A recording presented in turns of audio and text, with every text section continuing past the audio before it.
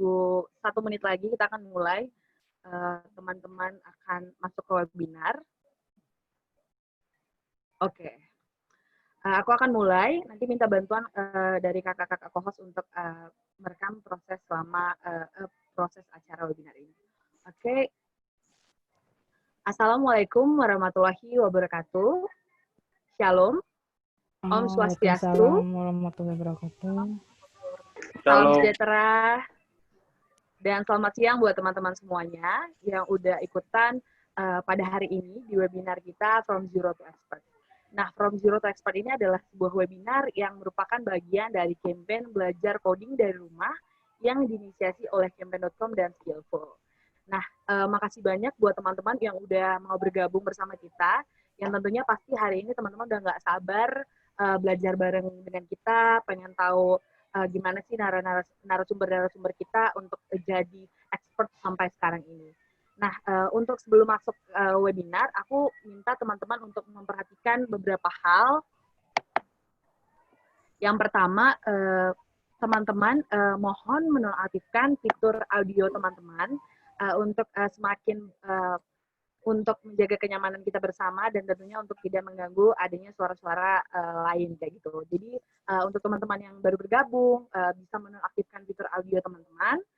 Dan selanjutnya mohon juga perhatiannya buat teman-teman yang sudah bergabung boleh merename nama akun teman-teman.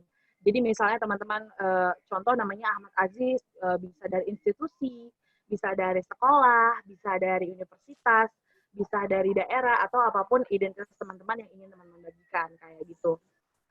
Yang ketiga, teman-teman yang mau bertanya, kami ajak untuk memanfaatkan fitur chat. Di fitur chat teman-teman bisa memberikan tanggapan, memberikan pertanyaan. Nantinya saya Intan akan memandu, akan membaca dan memperhatikan dan tentunya nanti akan dibantu oleh moderator kita juga.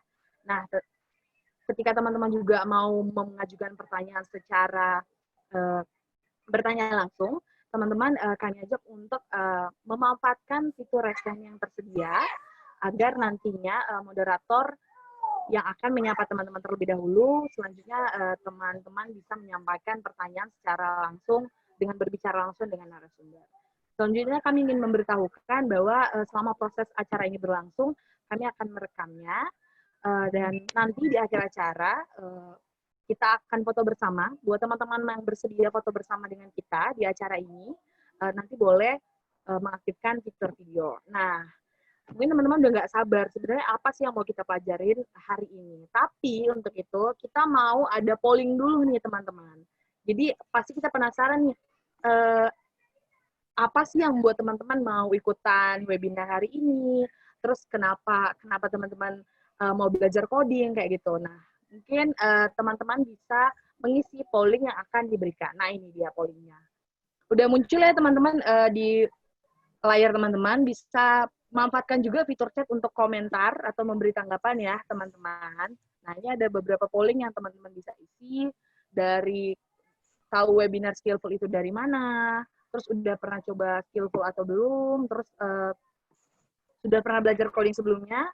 Karena sedikit informasi nih buat teman-teman yang ikutan hari ini, ada salah satu narasumber kita yang pada awalnya tidak punya basic sama sekali tentang programmer, tentang dunia digital gitu, tapi bisa menjadi expert, bisa menjadi programmer. Nah, pasti teman-teman penasaran nih, gimana sih proses panjangnya. Nah, jadi teman-teman bisa isi pollingnya nih, teman-teman sudah pada ngisi. Silakan buat teman-teman yang baru gabung, selamat datang. Dan teman-teman saat ini sebelum kita mulai, kita ada polling yang bisa teman-teman ikutin. Oke, masih berjalan. Silakan teman-teman yang belum isi pollingnya boleh diisi dulu.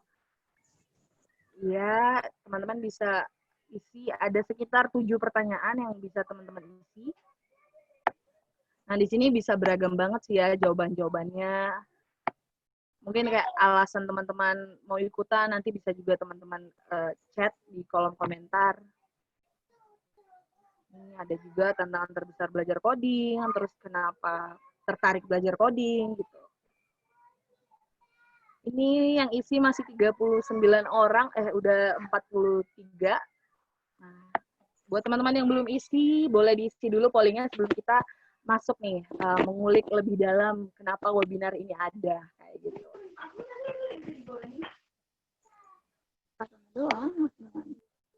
Ya, selamat datang buat teman-teman yang baru datang. Kembali saya mengajak teman-teman untuk memperhatikan untuk webinar hari ini bisa berjalan dengan lancar. Mohon menonaktifkan fitur audio teman-teman supaya kita bisa saling menjaga kenyamanan dalam bersuara di webinar ini. Oke, masih ada 61 sudah ada 61 orang yang mengikuti pollingnya. Di sini teman-teman ada 74 orang, ada 81. Nah, kami masih menunggu teman-teman. Kayaknya masih banyak yang baru masuk juga. Sekali lagi saya ucapin selamat datang di webinar kita di campaign belajar coding dari rumah. Khusus webinar hari ini kita akan bahas topik from zero to expert. Jadi sebelum mulai teman-teman saya ajak kembali untuk menonaktifkan fitur audio. Teman-teman bisa mengubah nama akun menjadi seperti nama asal sekolah atau kuliah atau daerah gitu. Selanjutnya nanti teman-teman bisa isi polling. Di sini sudah 66. Oke, belum ada lagi yang mau isi. Aku akan menunggu, kayaknya masih ada 10 detik lah, 10 detik nih buat teman-teman yang baru gabung. Bisa langsung isi pollingnya. Sudah 68 orang. Ini banyak banget sih jawaban-jawaban yang luar biasa ya dari teman-teman. Oke, kayaknya udah nih, kayaknya pollingnya udah pada isi, sekarang udah 69 orang. Oke, sip. Ini aku simpan dulu pollingnya. Oke. Sip. Nah, terima kasih kami ucapkan sekali lagi buat teman-teman yang udah bergabung di webinar kita hari ini, yaitu campaign belajar coding dari rumah. Khusus temanya hari ini adalah From Zero to Expert. Dan pasti teman-teman udah penasaran kan apa yang akan kita bahas dan kenapa sih campaign dan skillful buat belajar coding dari rumah kayak gitu. Buat campaign ini. Nah, aku akan sedikit menjelaskan kenapa sih campaign dan skillful berkolaborasi membuat campaign belajar coding dari rumah. Oke. Nah, jadi ini adalah salah satu alasan kenapa campaign dan skillful membuat kolaborasi ini. Jadi menurut hasil studi Bank Dunia dan McKinsey memproyeksikan bahwa Indonesia membutuhkan sekitar 9 juta pekerja di sektor digital dalam periode tahun 2015 sampai 2030 yang nantinya akan mendukung perkembangan pesat transformasi dan digital ekonomi di negara kita. Namun teman-teman, sayang banget karena ada kesenjangan besar antara keterampilan berbasis teknologi, baik dari segi jumlah tenaga kerjanya dan kualitas sumber daya manusianya yang menjadi salah satu tantangan industri ekonomi digital saat ini. Dan intinya saat ini Indonesia sedang kekurangan sumber daya profesional dalam teknologi. Nah, hal ini yang membuat Skillful dan Campaign mau berkolaborasi untuk ngebangkitin lagi nih gimana caranya pemuda-pemudi Indonesia mau melek teknologi lewat salah satunya punya keterampilan berbasis teknologi. Nah, makanya kita ciptain belajar coding dari rumah, kita buat programnya untuk ngasih kesempatan nih buat teman-teman, dan khususnya buat teman-teman yang udah ikutan webinar ini, yuk kita bisa jadi programmer, kita bisa jadi developer, kita bisa punya keterampilan dengan basic teknologi, dengan ikutan campaign belajar coding dari rumah. Caranya gimana sih, Kak? Gitu kan. Caranya campaign dan skillful, kita berkolaborasi untuk membuat challenge, kita mengajak teman-teman untuk ikut ambil aksi nih, ambil aksi. Yang pertama, challenge yang pertama itu teman-teman kami ajak untuk foto bareng komputer atau laptop kesayangan teman-teman. Nantinya ini adalah challenge pertama yang bisa teman-teman lakukan saat ini banget. Jadi teman-teman yang sekarang saat ini bisa ikutan challenge pertama, gampang banget caranya, tinggal foto bareng laptop dan komputer kesayangan kamu.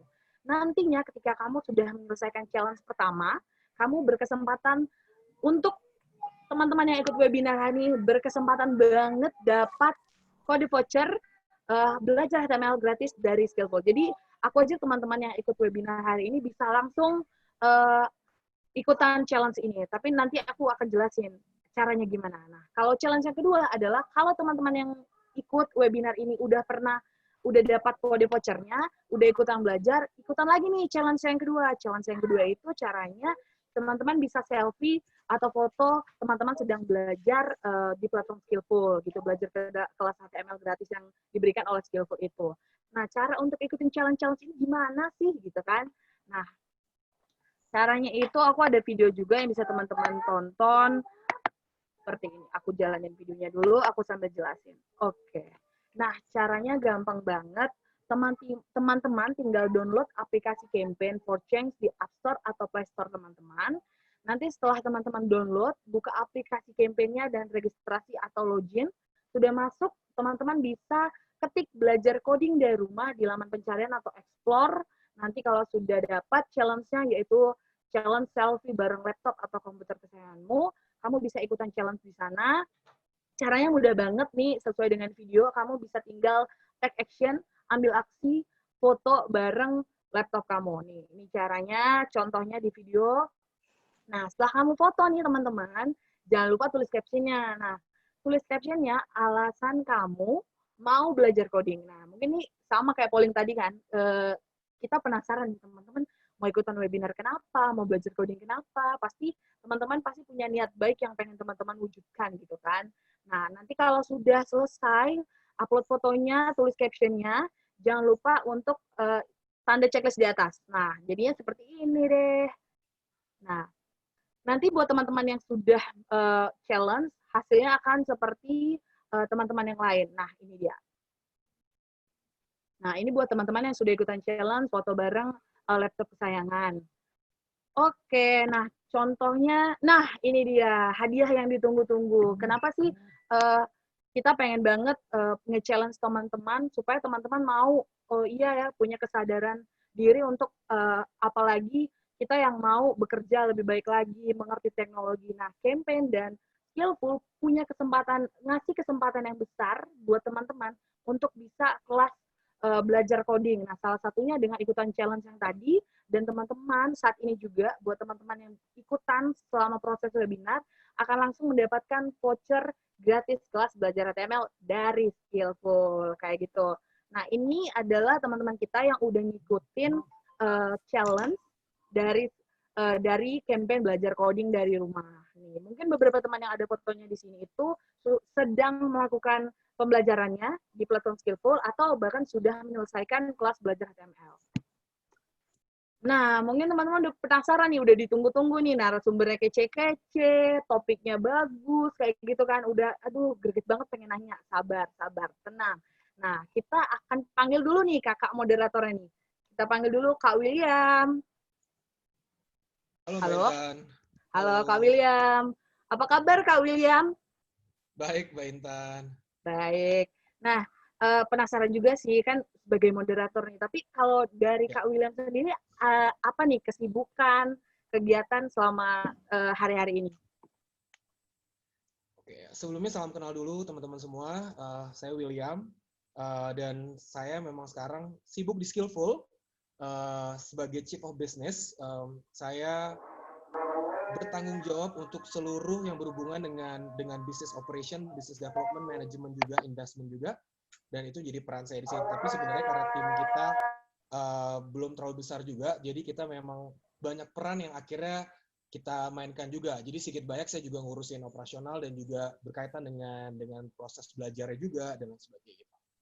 Luar Startup biasa. banget lah, kurang lebih seperti itu. Ya, keren banget Kak William. Kita jadi penasaran juga ya kalau moderatornya udah sekece ini, pasti teman-teman udah penasaran nih, apa sih yang dipelajari di Skillful ya nggak? Nah, aku akan mengasih kesempatan nih buat Kak William untuk memoderatori webinar kita kali ini. Silakan Kak William. Thank you Mbak Intan. Oke, saya sapa dulu ya semua teman-teman. Terima kasih sekali lagi untuk waktunya dan kehadirannya untuk bisa ngikutin sesi kita From Zero to Expert.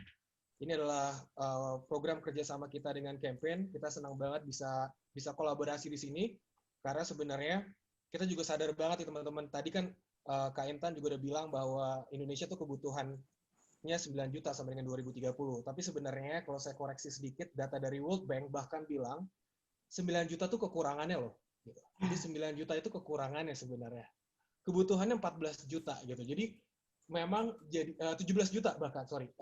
Jadi memang banyak banget demand untuk sebagai programmer di Indonesia gitu. Belum lagi sedikit saya sampaikan konteksnya juga bahwa Indonesia sendiri telah melahirkan banyak sekali startup yang dimana startup ini nanti akan menjadi sumber yang akan memperkerjakan para programmer dan teman-teman di bidang IT tersebut.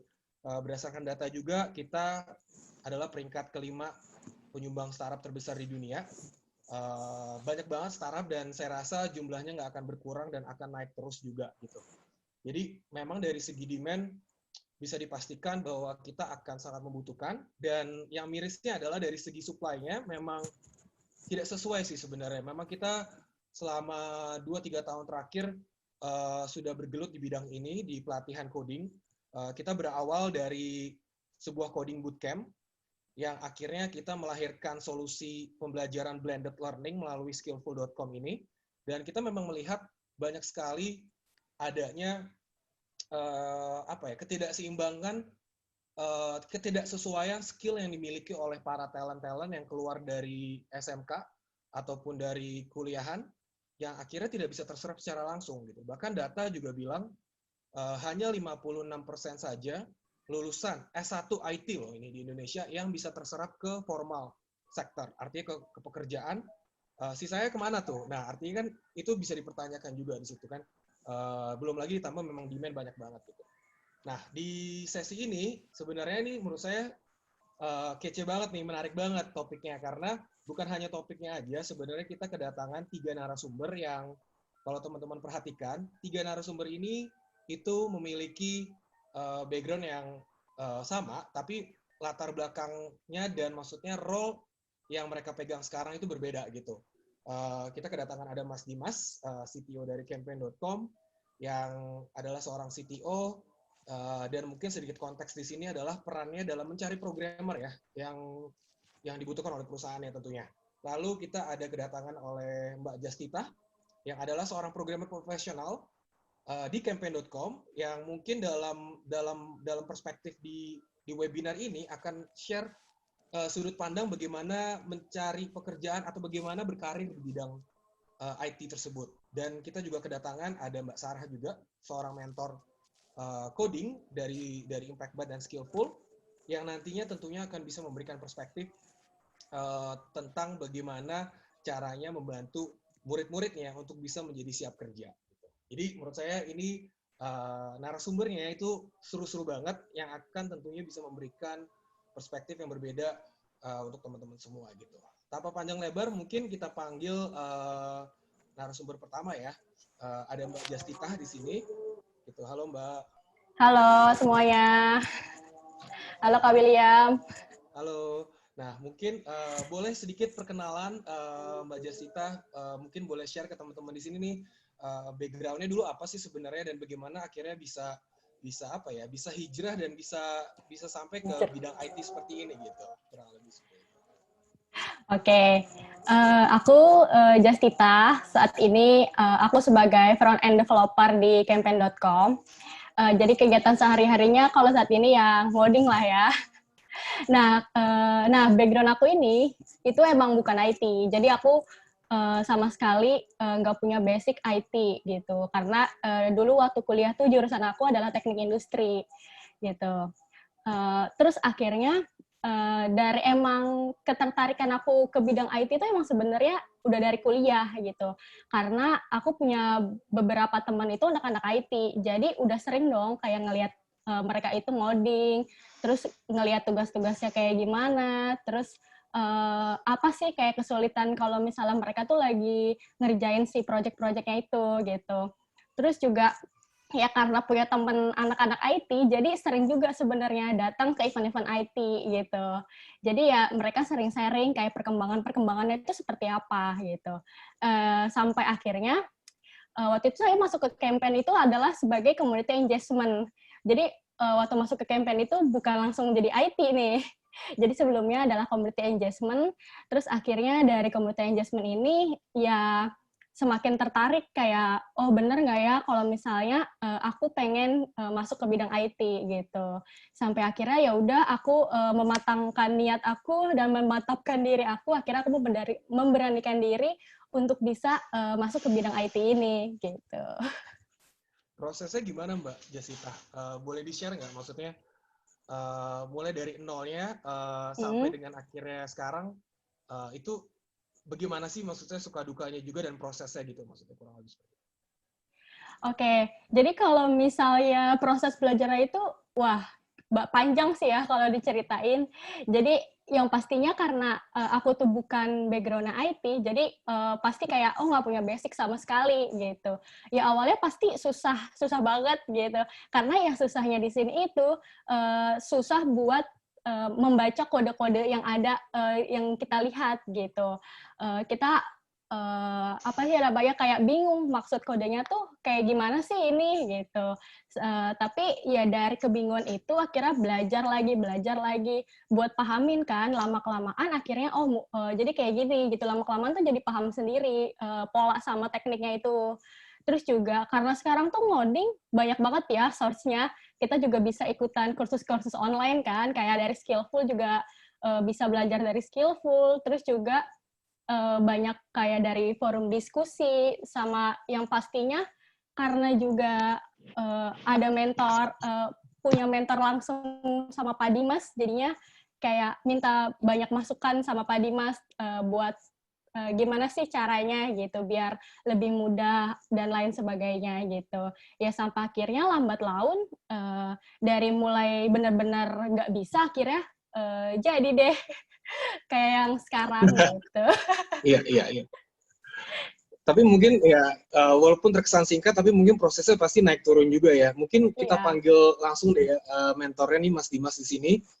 Kebetulan saya udah kenal Mas Dimas beberapa saat, udah lumayan lama juga. Mas Dimas juga pernah datang ke acara graduation di coding bootcamp kita juga. Dan jujur secara personal saya melihat Mas Dimas sebagai sosok yang inspirasional, sebagai seorang CTO yang mungkin background-nya dimulai dari nol, dari bawah, dan akhirnya bisa menjadi seorang CTO seperti ini gitu. Ya, kita panggil Mas Dimas. Apa kabar Mas? Baik, alhamdulillah. Mas William, panggilnya Mas. Terima kasih. Iya, gitu. Ya, Mas Dimas, boleh dong share sekarang lagi sibuk apa? Terus mungkin sekalian nanti saya mau nanya-nanya juga tentang peran Mas Dimas ketika mementorin Justita ya, prosesnya seperti apa, tapi mungkin boleh sekarang di-share dulu nih sedikit tentang kesibukannya dan mungkin sedikit tentang campaign juga boleh ya. Oke, kesibukannya ya kita masih terus nge-build aplikasi campaign untuk memberikan yang terbaik kepada user campaign. Terus ya selain itu masih terus bersama tim developer yang ada sharing terus. Juga kesibukan lainnya saya dosen juga di beberapa perguruan tinggi swasta. Oke, mantap. Nah, saya tertarik nih Mas, gimana sih pada waktu itu yang Mbak Justita kan dibilang katanya di community engagement ya, itu gimana caranya menemukan minatnya Mbak Justita tuh? Apakah prosesnya waktu itu yang Mas Dimas yang nanyain ke semua timnya siapa nih yang mau jadi programmer, atau Mbak Justita yang waktu itu datang ke Mas Dimas, atau gimana sih prosesnya? Saya benar-benar tertarik di sini sebenarnya gitu. Ya, awalnya dari ngobrol-ngobrol aja sih. Ketika ngobrol-ngobrol, ternyata Justice, saya manggil Justice sih. Ternyata Justice itu punya ketertarikan, karena modal awal programmer yang pertama itu mesti curiosity ya, mesti punya rasa penasaran. Jadi awalnya harus penasaran dulu. Selain kalau nggak ada rasa penasarannya, itu saya yakin susah, nggak jadi programmer itu susah. Tapi kalau punya rasa penasaran tinggi, sampai nggak bisa tidur kalau nggak nemuin jawabannya. Nah ini berarti modal awal nih, orang yang sangat kepo yang hakiki gitu ya, curiosity. Jadi kepo yang hakiki. Nah setelah ternyata ketika ngobrol, oh dia orangnya pengen tahu gitu ya, sangat kepo. Nah nanti punya rasa tanggung jawab nggak orang ini, minimal terhadap diri dia dan terhadap waktu gitu. Dia bisa ngatur waktu nggak? Nah kalau memang dia orang yang bisa ngatur waktu, karena kan baik lagi ketika kita ngoding, kita nggak mikirin satu hal aja. Bisa kita mikirin multi, kayak ibarat prosesor yang multitasking, multi threading gitu. Kita bisa mikir beberapa hal. Nah, ada nggak tanggung jawab untuk manage waktu dan berpikir 2-3 hal di waktu yang sama itu. Nah, setelah dia punya itu sih, saya rasa oke lah, modal awalnya udah ada. Nanti kan tinggal selanjutnya kan tinggal mau latihan nggak, punya passion kan. Nah, ini passion saya perlu garis bawah nih. Passion itu sama hobi beda. Jadi kalau teman-teman bilang, saya hobi ngoding, belum tentu passion. Hati-hati. Saya hobi musik. Tapi kalau saya main musik tiap hari, saya nggak suka. Saya ada titik jenuhnya. Berarti itu hobi, sekedar hobi. Saya suka fotografi misalnya. Saya suka foto, tapi kalau setiap hari saya harus nekunin foto, kayaknya nggak passionnya, nggak di situ. Tapi kalau passion, kalau ada yang ngomongin coding dikit gitu, saya bisa duduk berhari-hari, itu berarti itu passion saya. Ternyata memang, passion saya di coding. Saya bisa ngomongin coding berhari-hari dan berbulan-bulan. Nah, ketika ngobrol sama Justice punya rasa itu, punya passion di situ. Ya udah, kita coba aja. Jadi dari awalnya dari ngobrol, terus ya udah, let it flow aja jalan. Ya. Saya mungkin mau memberikan sedikit apresiasi juga buat Mas Dimas di sini. I think banyak kali peran CTO itu sangat dikaitkan erat dengan hanya membuat teknologinya, tapi sebenarnya di balik yang membangun teknologi juga adalah orang-orang juga kan sebenarnya gitu. Jadi saya udah dengar cerita beberapa kali dari Mas Dimas itu nggak cuma Mbak Justita doang, tapi saya tahu ada beberapa timnya juga di campaign juga yang memang sebelumnya juga tidak punya background IT dan akhirnya berhasil di grooming oleh Mas Dimas untuk menjadi programmer gitu. Dan itu saya rasa sebuah apresiasi dan mungkin bahkan harus bisa menjadi sebuah contoh juga sih ya, bagi CTO dan mungkin VP engineering di perusahaan-perusahaan untuk bisa berperan aktif dalam mengembangkan talent-talent IT juga gitu. Jadi nggak sekedar diserahkan kepada tim HR, tapi memang juga berperan aktif gitu untuk menumbuhkan talent-talent baru juga sih gitu. So, luar biasa Mas. Mungkin saya pengen nanya juga nih, kayak hal apa sih yang paling sulit ngajarin Justita gitu. Tapi mungkin ini bisa ditarik konteksnya adalah apa hal yang paling sulit ketika ngajarin mereka yang baru mulai ngoding dan mungkin mereka juga nggak punya background coding tuh, nggak punya background IT gitu. Apa sih, ketemu nggak sih hal yang paling sulitnya gitu? Saya pecah jadi 4 aja untuk apa yang susah, apa yang paling penting jadi mentor gitu ya. Mungkin nanti kan kalau kesulitan semua ngapain aja pasti ada susahnya. Jadi tapi kita jangan fokus di susahnya, tapi saya mungkin berbagi tips ketika kita mau jadi mentor, ada 4. Pertama, temukan pola belajar orang yang mau kita mentorin. Karena gini, orang itu belajarnya beda-beda. Ada yang suka banget baca. Tapi ada yang lebih suka dikasih contoh. Dikasih sampel nih, dikasih pattern. Oh iya, dia pattern learning sifatnya. Ada yang suka dimentori, tapi bukan mentor, diajarin bener-bener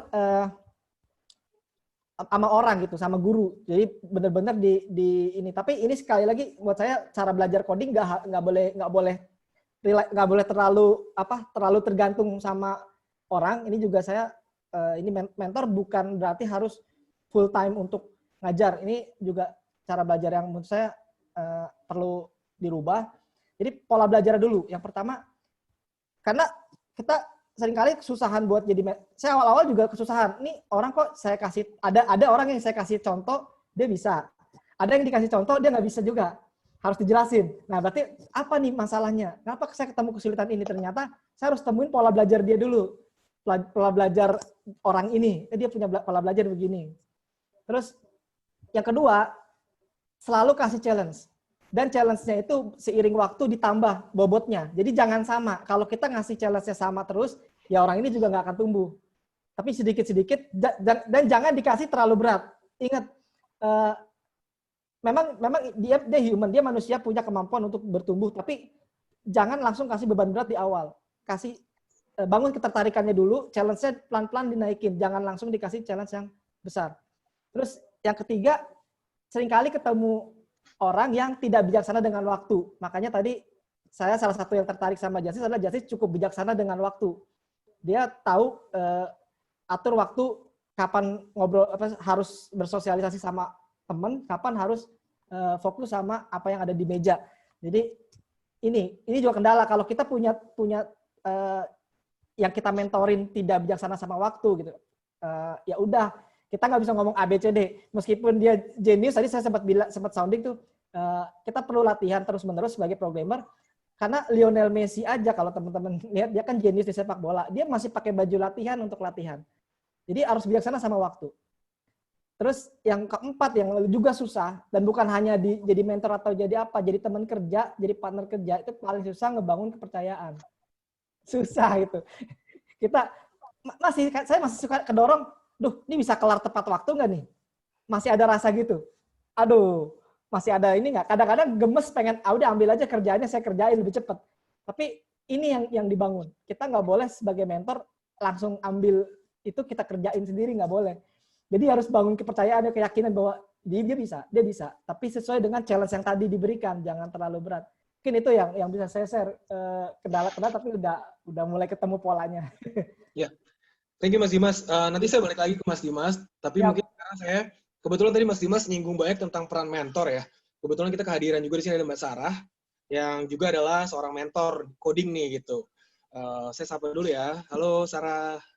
Halo Mas Will. Apa kabar? Baik. Ketemu di chat tiap hari. Ya. Sar, mungkin saya mau nanya nih, untuk kamu ya, mungkin nanti bisa jelaskan juga sedikit background-nya juga sebelum nanti masuk ke pertanyaan saya. Tapi mungkin pertanyaan saya adalah melihat kamu kan udah berapa batch yang ngajarin pemula-pemula untuk akhirnya mereka jadi siap kerja gitu. Apa sih langkah-langkah belajar coding seperti apa sih yang dibutuhkan untuk mereka sih para pemula ini, untuk mereka tuh bisa bisa menjadi siap kerja, kurang lebih begitu. Mungkin sedikit ditambahkan background kamu dan kesibukan sekarang. Silakan. Oke, selamat sore semua. Perkenalkan ya, nama saya Sarah. Saya itu sebenarnya bukan lulusan dari IT. Saya lulusannya ekonomi malah. Agak jauh. Ngitung duit harusnya ya. Gitu. Tapi, dan saya konsentrasinya keuangan.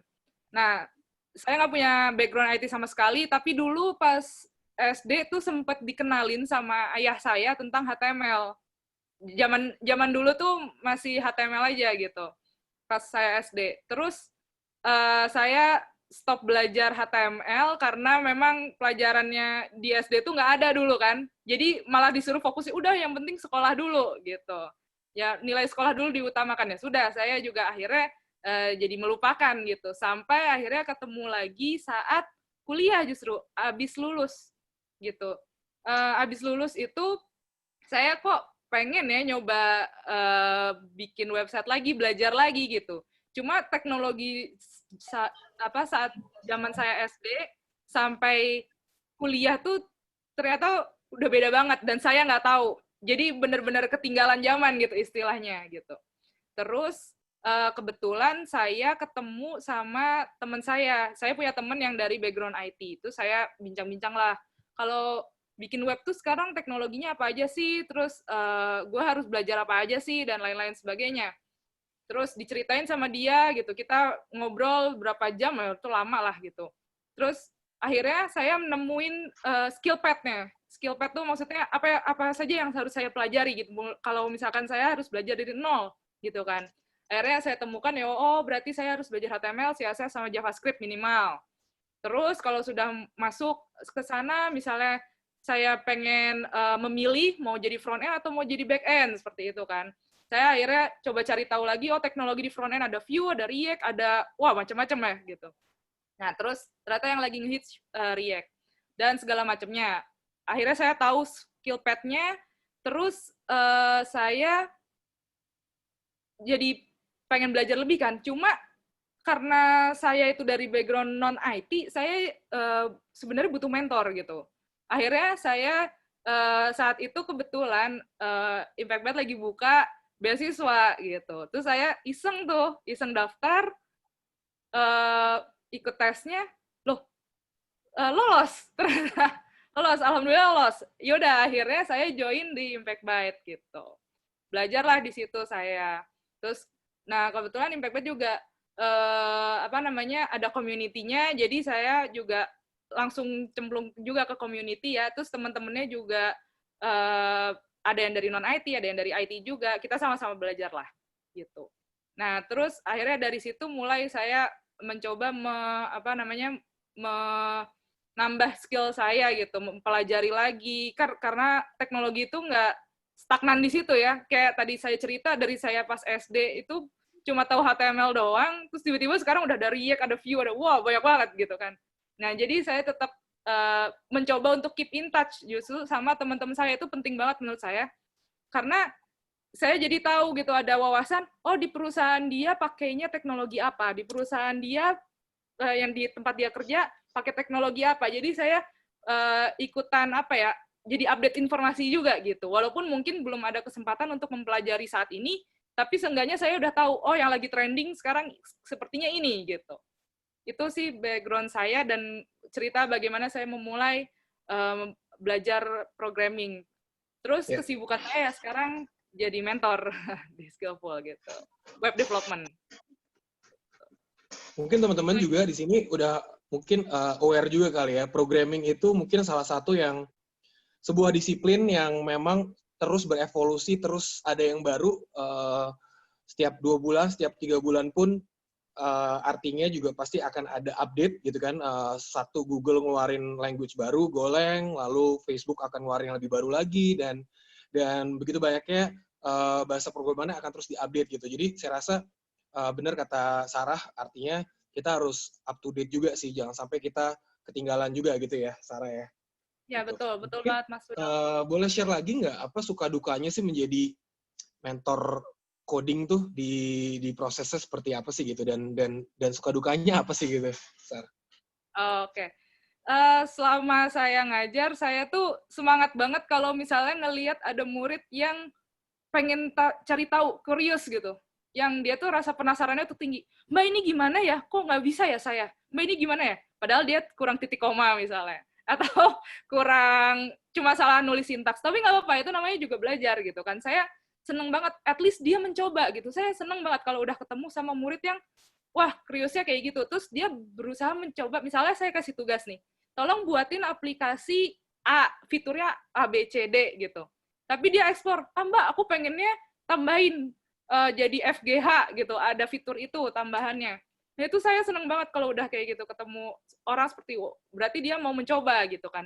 Bahkan ada yang dia, misalnya saya baru ngajar sampai pelajaran ABC gitu, tapi dia udah mulai nanya yang GFH gitu. Cuma memang saya kondisikan sama kelas, kira-kira saya bisa nggak menjelaskannya di saat itu. Kalau nggak bisa, biasanya mungkin saya one on one sama dia gitu. Lebih sering sih one on one kalau misalkan ketemu sama yang curious kayak gitu.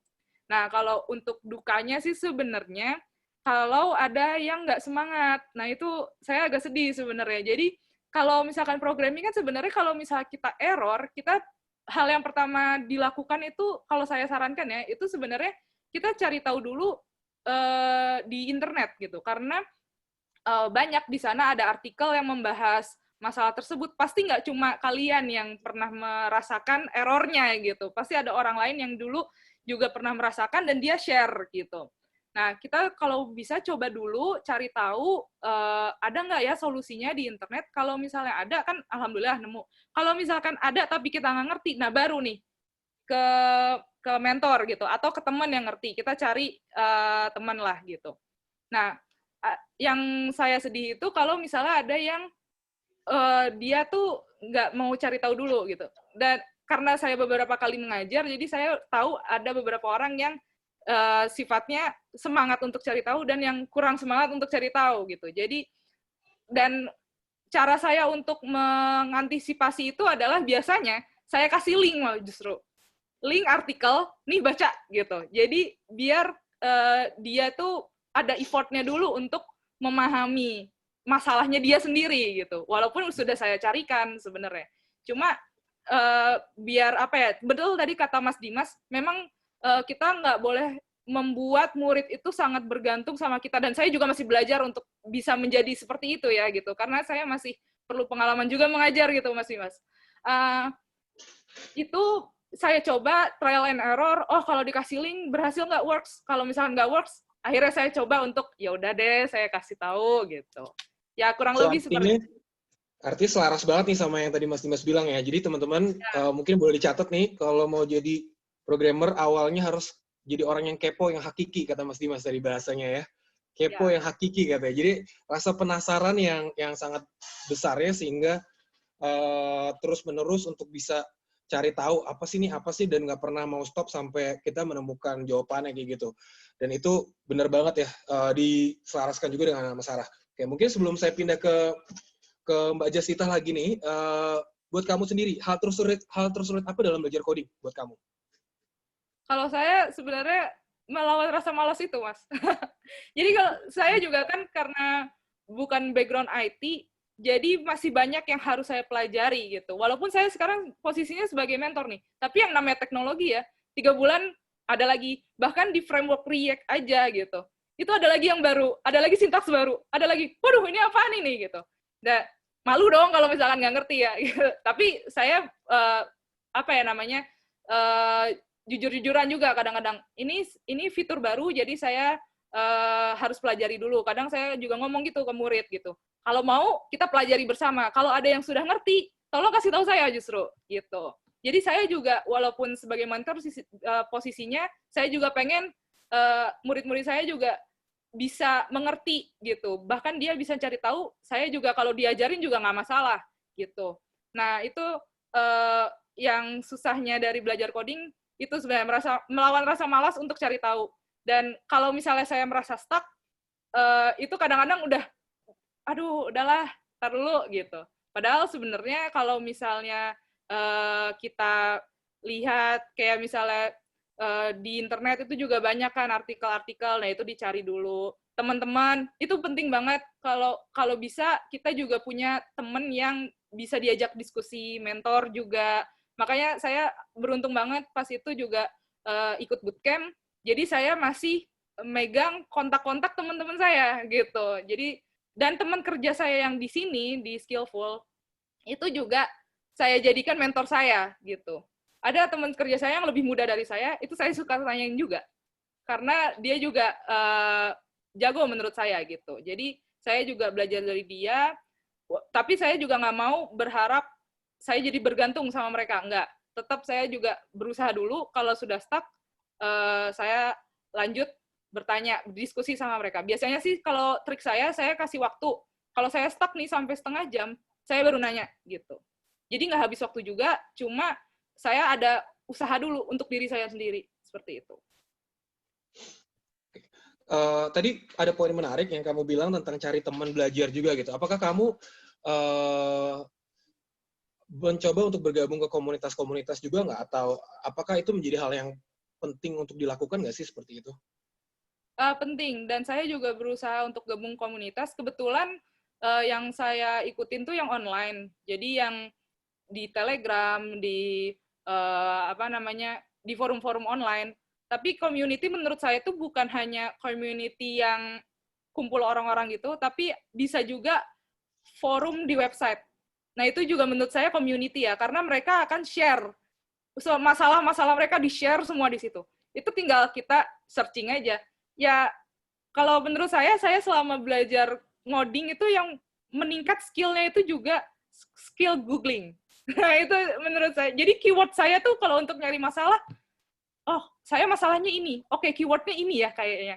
Jadi ya nemu akhirnya tweet-tweet atau artikel-artikel yang berhubungan dengan masalah saya gitu. Jadi itu juga masuk ke community kan jadinya sebenarnya. Kayak kalau misalkan yang sekarang lagi hits, bukan udah lama sih sebenarnya, di dunia programming tuh pasti Stack Overflow. Itu pasti. Nah, itu juga community. Tanpa ada Stack Overflow, biasanya kita ketawa-tawa doang. Gitu kan. Kayak, aduh, stuck gitu ya. Tapi karena ada bantuan Stack Overflow, kita bisa tahu gitu. Karena ada yang share di situ. Terus artikel-artikel. Dan kebetulan juga saya, kalau kalian nih yang baru pertama kali nyoba belajar, kalau misalnya coba skillful juga ada mentornya gitu. Saya juga termasuk. Jadi kalau misalnya kalian stuck, kalian bisa nanya di situ gitu. Jadi nanti kita tinggal jawab, tunggu jawaban dari kami, dari mentor, udah biasanya dapat seperti itu. Thank you Sarah. Saya mau balik lagi nih ke Mbak Justice ya, kata kalau Mas Dimas panggilnya. Buat kamu sendiri gimana peran teman-teman kerja kamu atau peran orang-orang yang ada di sekitar kamu dalam mendukung kamu untuk bisa menjadi seorang programmer nih? Gitu. Apakah itu apa yang kamu rasakan sih? Tadi kan kita udah dengerin tentang peran Mas Dimas sebagai mentor dan kita tahu banget ternyata peran mentor tuh penting banget. Kalau sekarang saya mau bahas sedikit bagaimana nih peran orang-orang di sekitar kamu dalam mendukung kamu untuk menjadi seorang programmer sampai saat ini, Jasita. Oke. Peran teman-teman kayak setim di kantor tuh ya sebenarnya sama sangat mendukung ya, kayak apalagi dari yang sebelumnya kan tadi saya udah sebutin kan, dari sebelumnya itu dari community engagement, terus ketika saya pindah ke bagian IT itu tuh benar-benar didukung semuanya, jadi nggak ada masalah lah kalau misalnya mau pindah gitu. Terus kayak pas udah dimasuk ke dalam timnya sekarang, itu emang mereka tuh semuanya saling support, jadi sama-sama saling sharing kalau misalnya saya nggak ngerti, nanya, terus dikasih tahu, dijelasin sampai detailnya, kayak gitu sih. Kayak emang semuanya juga ngedukung juga. Oke. Kalau boleh nggak share sedikit, tambahin sedikit kayak suka duka dalam kamu menjalani proses menjadi programmer itu apa aja sih? Tadi kan mungkin sukanya udah kamu jelasin, kalau kamu menambahin lagi juga boleh, tapi ada nggak sih duka-dukanya gitu, atau semuanya suka aja gitu? Ya pasti kalau misalnya suka duka banyak sih ya. Kalau misalnya dukanya itu kadang tuh suka panik kalau misalnya terjadi error gitu. Kadang kan kalau misalnya kita baru mulai nih kan suka aja kayak oh salah kodenya nih atau kelebihan atau ternyata ya bukan kayak gitu kodenya gitu. Itu kan bisa jadi error kan. Nah itu tuh bikin panic attack sendiri gitu. Waduh ini kenapa gitu. Akhirnya di back gitu. Nah, itu. Terus kalau misalnya dari sukanya, karena sudah sering panik, jadinya udah makin kebiasa dong buat nyelesain itu, gitu. Jadi lama-kelamaan dari yang error-error itu akhirnya bisa dijadiin pelajaran juga buat jadi problem solver sendiri, gitu. Jadi udah makin kesini buat bisa nyelesain si masalahnya itu, gitu. Terus juga kalau misalnya dari itu juga bisa jadi belajar jadi lebih detail gitu, karena kan coding itu sensitif ya ibaratnya, kalau misalnya beda titik koma aja tuh ya salah gitu, jadi benar-benar belajar buat detail juga dan berpikir buat logisnya itu sih. Oke. Nah ini saya mau kasih nih satu pertanyaan tambahan yang mungkin saya baru kepikir juga. Jadi bagaimana peran programmer wanita ya? Kalau misalnya dari sudut pandang Justita sendiri, apakah sempat kena dengan stigmanya? Sebenarnya wanita tuh harusnya nggak jadi programmer loh. Wanita tuh nggak cocok jadi programmer kayak gitu.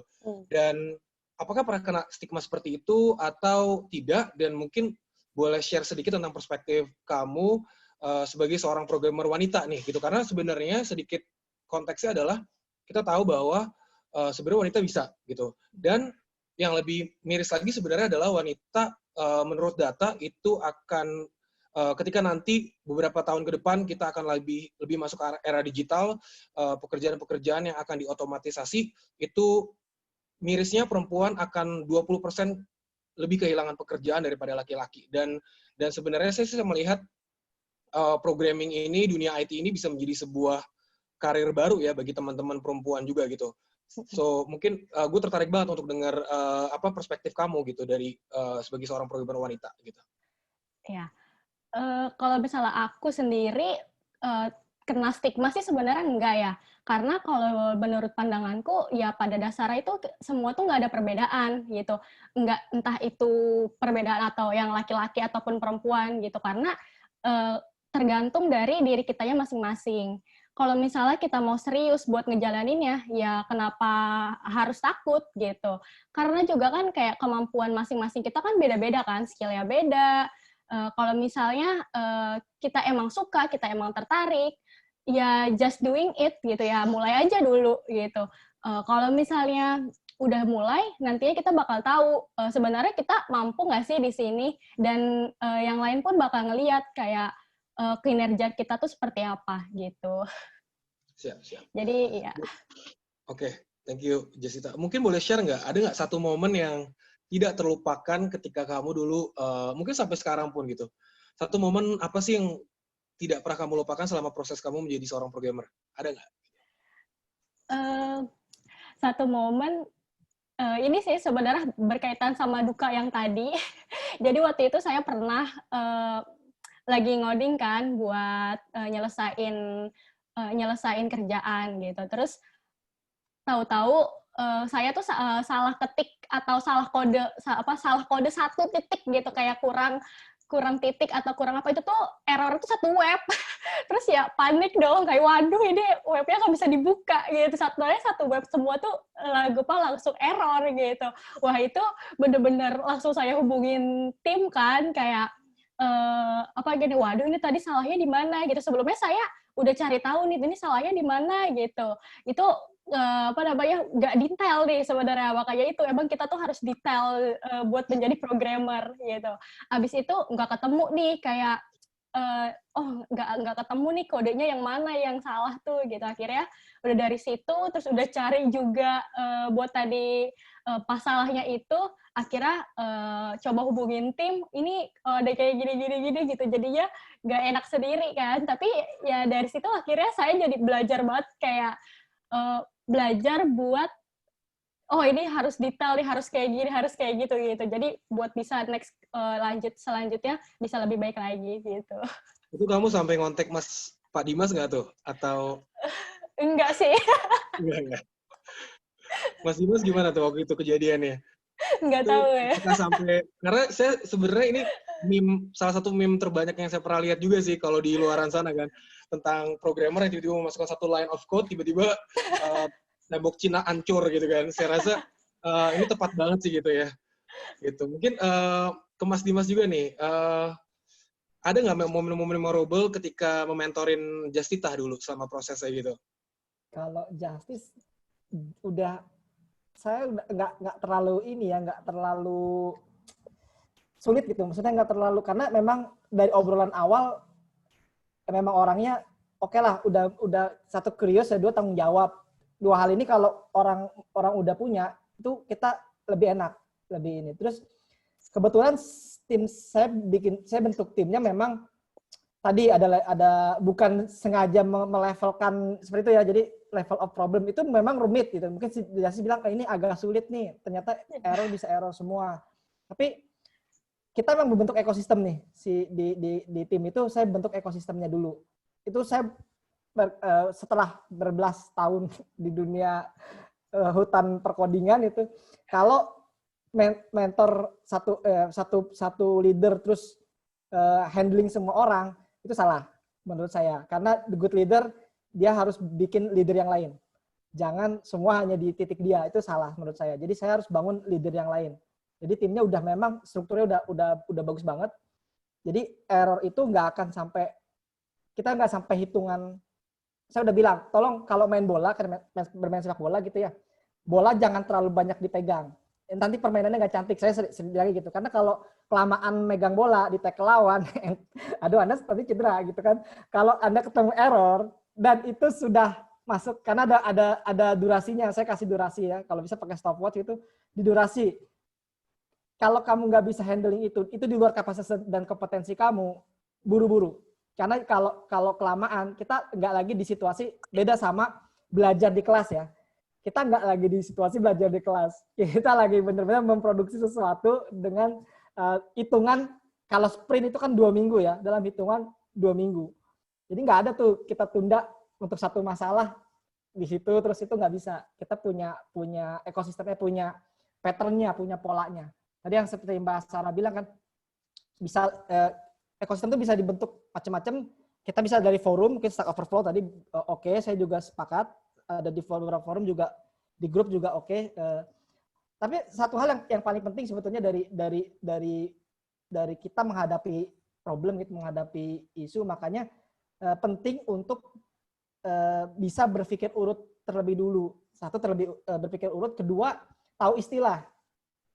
Ya kalau kita nggak tahu istilah, masuk ke Stack Overflow, Anda masuk ke hutan dulu, cari sampai 2 hari 3 malam juga nggak akan ketemu, itu salah itu. Jadi berpikir urut dulu, kedua tahu istilahnya. Ini lagi ada mas istilahnya apa? Kadang-kadang ya tanya sama teman satu tim, itu cuma ngeluarin satu keyword aja. Ini kata kuncinya, dia cari ketemu. Benar nggak? Itu pasti masalah juga ngalamin. Jadi ya itu ekosistemnya dibentuk, terus kita memang udah budayakan tahu kata kunci, setiap problem dipetakan dengan kata kuncinya. So kalau ada temen baru masuk nih bergabung di ekosistem kita nih, ketemu masalah, siapapun tahu kata kuncinya. Ini masalahnya di array, ini masalahnya di sort, ini masalahnya di titik koma, ini masalahnya di, lo cari deh, nanti dia pasti ketemu. Gitu. Thank you, Mas. Mungkin sekarang saya mau buka sesi dulu nih kalau ada yang mau nanya jawab. Mungkin teman-teman juga udah bisa langsung menggunakan fitur chatnya untuk tanya, jadi kita bisa langsung saring pertanyaannya untuk ke para narasumber. Saya akan bantu kalau misalnya ada pertanyaan spesifik ke narasumber yang mana, silakan ditulis juga untuk siapa pertanyaannya, tapi kalau untuk secara general tidak apa-apa juga. Gitu. Silakan teman-teman kalau ada yang mau bertanya, silakan boleh taruh di chatnya ya.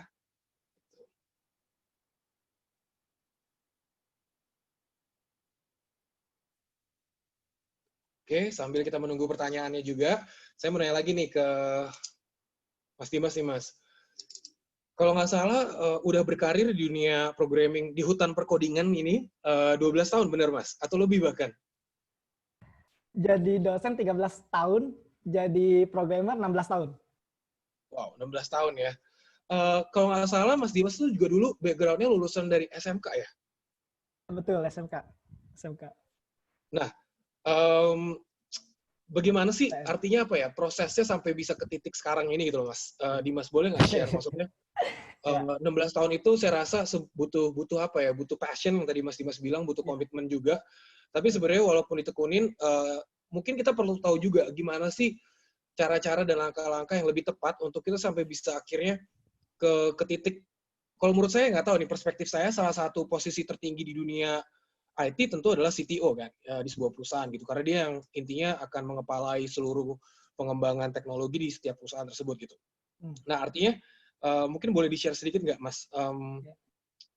Pertama adalah apa sih sebenarnya yang membedakan gitu, peran CTO dan peran programmer tuh apa sih? Apakah Mas Dimas sih sekarang ngodingnya seperti apa? Kalau masih ngoding misalnya atau bagaimana? Jadi saya pengen kasih teman-teman gambaran di sini peran CTO dan peran programmer tuh seperti apa perbedaannya gitu? Sama saya jawab pertanyaan yang pertama dulu kali ya, yang STM gitu, dari STM. Saya STM kelas 1 itu perkabelan sebenarnya, saya dari Telkom. Jadi nggak ada jurusan IT atau RPL, itu nggak ada. Jadi saya kecelakaan masuk ke dunia coding itu karena Olimpiade komputer saat itu. Jadi tadinya ikutan Olimpiade matematik, tapi dikasih satu pertanyaan, ini pertanyaan menarik ini, mungkin untuk peserta seru juga untuk tahu pertanyaan. Yang pertama kali membuat saya jadi bisa ngoding itu adalah pembuktian bahwa saya bisa berpikir urut. Jadi saya ditanya, ada bola biliar 9, ada 9 bola biliar, 8 diantaranya bobotnya sama, jadi beratnya sama. Hanya ada 1 yang beratnya berbeda. Terus kita akan dikasih neraca yang timbangan kanan kiri gitu. 1 kali sewa 100 rupiah. Nah, berapa rupiah kamu harus keluar untuk bisa dapat bola yang paling berat. Jadi 9 bolanya diacak, dicampur. Nah, itu di antara teman-teman jawabannya beda. Saya langsung ketemu jawabannya. Itu karena tanpa sengaja saya memang suka baca kan. Saya pernah baca tentang bubble insertion sort sama bubble sort tanpa ngerti coding. Akhirnya saya langsung bilang itu 200. Ditanya kenapa 200? Saya bilang pecah jadi 3 kelompok, bolanya 3-3, ditimbang pertama, akan ketemu kelompok yang 1 lebih berat dari yang lain, entah yang ditinggal atau yang 2 di antara ini. Ketika percobaan pertama sudah ketemu, dari 3 bola ini, tinggal diambil 1 bola lagi. Jadi 2 kali pakai, udah pasti ketemu 1 bola yang paling berat. Jadi cuma 200 rupiah. Nah dari pola pikir itu, saya langsung kepilih jadi Olimpiade komputer.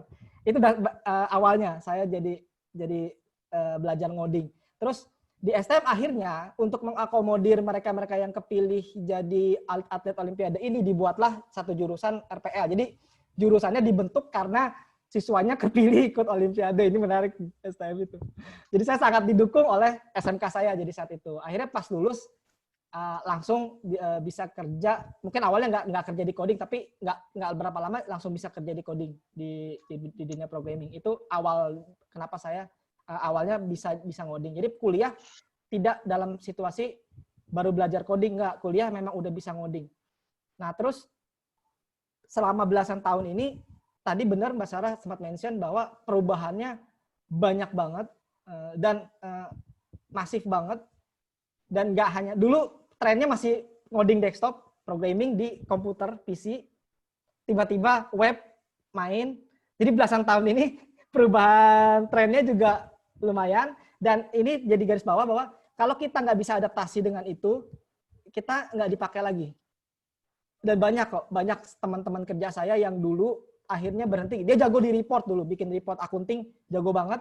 Tapi hari ini dia bertani karena udah nggak bisa catch up sama ininya, sama kebutuhan pasarnya. Ada juga teman yang begitu ada.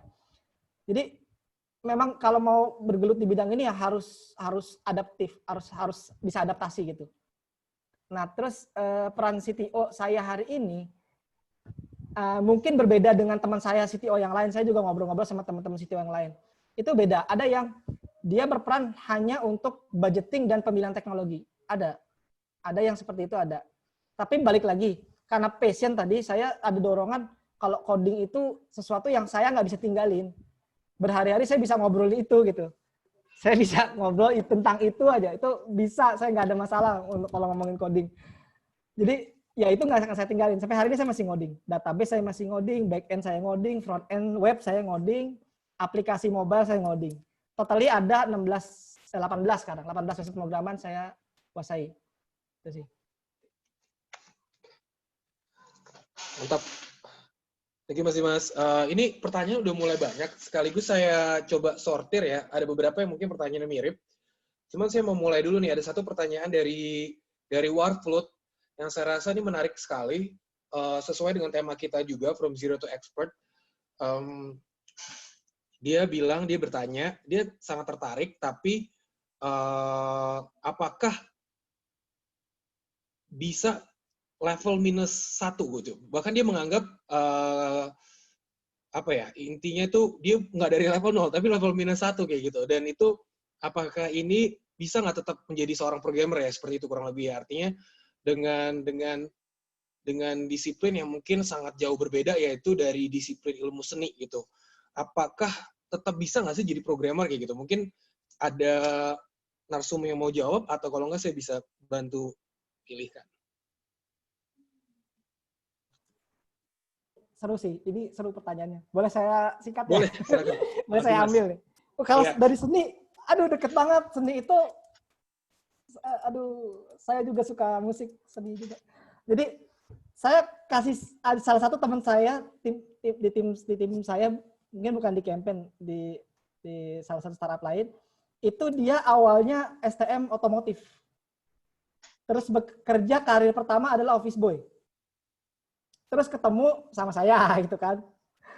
Yang menarik dari dia adalah dia suka main PlayStation. Kalau di kantor ya dulu dia berarti di startup campaign juga waktu masih jadi OB berarti ya. Dulu OB di sini. Nah, di kantor itu dulu suka main PS. Kita tuh kalau main PS setiap berapa minggu sekali bikin kompetisi PlayStation. Nah, yang menariknya dia bisa pulang malam untuk ngulik jangan sampai kalah main PS-nya. Oh, jadi dia cari trik nih, tombol mana. Saya lagi ngoreksi codingan teman-teman, ya. Saya lagi ada codingan teman-teman yang salah hari ini. Saya lagi cek-cekin. Dia saya ngeliatin ini orang serius amat ngapain sih gitu kan. Ternyata dia main PS sampai segitunya dan memang menang terus. Jadi setiap kompetisi PS dia menang terus. Saya tawarin mau jadi programmer nggak? Terus dia bilang, emang saya bisa jadi programmer. Sederhana, lo suka main PS itu. Kenapa suka main PS itu? Ajak ngobrol itu lo ternyata, ini grafisnya bagus. Bisa bilang grafisnya bagus, matanya cakep berarti ya. Matanya tahu yang ini bagus, yang ini enggak. Kayak tadi yang orang seni ya. Jangan salah, itu bukan minus loh. Orang ngoding web, ngoding app mobile aplikasi. Saya jujur ya, saya matanya kurang bagus. Saya mungkin tipe pendengaran. saya matanya kurang bagus. Tapi saya ngoding masih saya paksain untuk bisa ngoding web atau apps. Apalagi yang matanya cakep, ya sayang saya bilang. Kalau Anda matanya bagus, bisa dibedain. Nih satu pixel aja kurang geser, gue nggak seneng nih. Nah itu berarti Anda punya modal banget. Di web bisa, di mobile apps bisa, di front end. Nggak tahu sepakat atau enggak Mbak Sarah, mungkin Mas William sepakat. Kalau saya bilang gitu, itu bukan nggak ada modal. Anda bisa seni, itu tipe mata. Ini orang tadi OB, dia bisa suka main PS, grafisnya bagus, terus dia penasaran nggak mau kalah, berarti punya curiosity lebih, dia punya modal jadi programmer. Jadi semua orang bisa. Saya rasa sepakat juga dengan Mas Dimas. Mungkin izinkan kalau saya boleh kasih sedikit perspektif juga. Di coding bootcamp kita itu 40%, lebih bahkan sekitar 40% yang bergabung itu mereka nggak punya background IT. Dan background-nya bervariasi banget. Mulai dari ada yang anak kreatif, ada juga Mas atau Mbak tadi, sorry saya nggak tahu tuh, yang workflow, atau background engineering, background accounting, manajemen tuh banyak. Jadi artinya memang saya rasa background yang ada sekarang itu tidak menentukan sih sebenarnya untuk bisa atau enggak. Tapi mungkin hal-hal lainnya yang lebih bisa kita anggap sebagai penentu gitu. Kayak misalnya tadi yang selalu diulangi oleh Mas Dimas dan Mbak Sarah juga adalah rasa penasarannya kayak gitu kan. Mungkin pantang menyerahnya, kayak gitu, pola belajarnya, responsibility. Jadi sebenarnya menurut kami, artinya memang soft skill hal-hal tertentu itu yang memang itu menjadi lebih menjadi sebuah atribut yang lebih penting daripada ngelihat background-nya, oh saya anak seni atau saya anak engineering kayak gitu. Mungkin seperti itu kali Mas Dimas ya, sepakat nggak tuh ya? Setuju, sepakat. Ya. Oke, thank you. Saya lanjutin lagi. Nah, ini mungkin ke Sarah dulu. Ada yang nanya tentang spek yang dibutuhkan untuk belajar coding, memulai belajar coding, apakah spek laptop menjadi suatu hal yang berpengaruh? Hal teknis ya artinya ya. Apakah ada tips dan trik untuk memilih laptop? Atau mungkin kalau saya lebih besarkan pertanyaannya, hal-hal teknis apa aja sih yang diperlukan selain mungkin koneksi internet dan laptop itu sendiri dan laptop yang seperti apa gitu ya. Mungkin Sarah bisa bantu jawab di situ. Ini menurut pengalaman saya ngajar ya. Jadi sebenarnya OS yang lebih sering dipakai itu Linux sama operating system yang sering dipakai untuk kebetulan saya web programming. Jadi ini pengalaman saya aja kalau pas ngajar itu pakainya untuk operating system Linux sama macOS gitu. Nah, terus untuk spesifikasi laptopnya sendiri secara hardware, dulu pernah kita menyarankan untuk nggak apa-apa minimal RAM-nya 4 GB gitu. Ternyata pas selama mengikuti pembelajaran, udah masuk React nih, langsung berat. Terus nge-lag. Gitu. Jadi, kasihan dianya jadi ketinggalan pelajaran gitu sebenarnya. Jadi, 4 GB itu oke, nggak masalah, cuma jadi ketinggalan gitu loh. Karena suka, aduh nge-lag mbak, aduh nge-lag gitu. Ya, masalahnya kita kalau saat belajar, nggak hanya buka aplikasi yang kita sedang bikin kan, tapi buka juga tab-tab lain kayak YouTube dan tab-tab Chrome lainnya gitu. Nah, itu kan juga makan RAM ya gitu. Nah, itu memberatkan gitu. Jadi kalau bisa di atas 4. Kalau yang aman sih sebenarnya kemarin pas saya ngajar tuh paling aman 8 minimal gitu. Itu untuk RAM. Terus sisanya udah sih paling OS terbaru aja yang dipakai kayak misalnya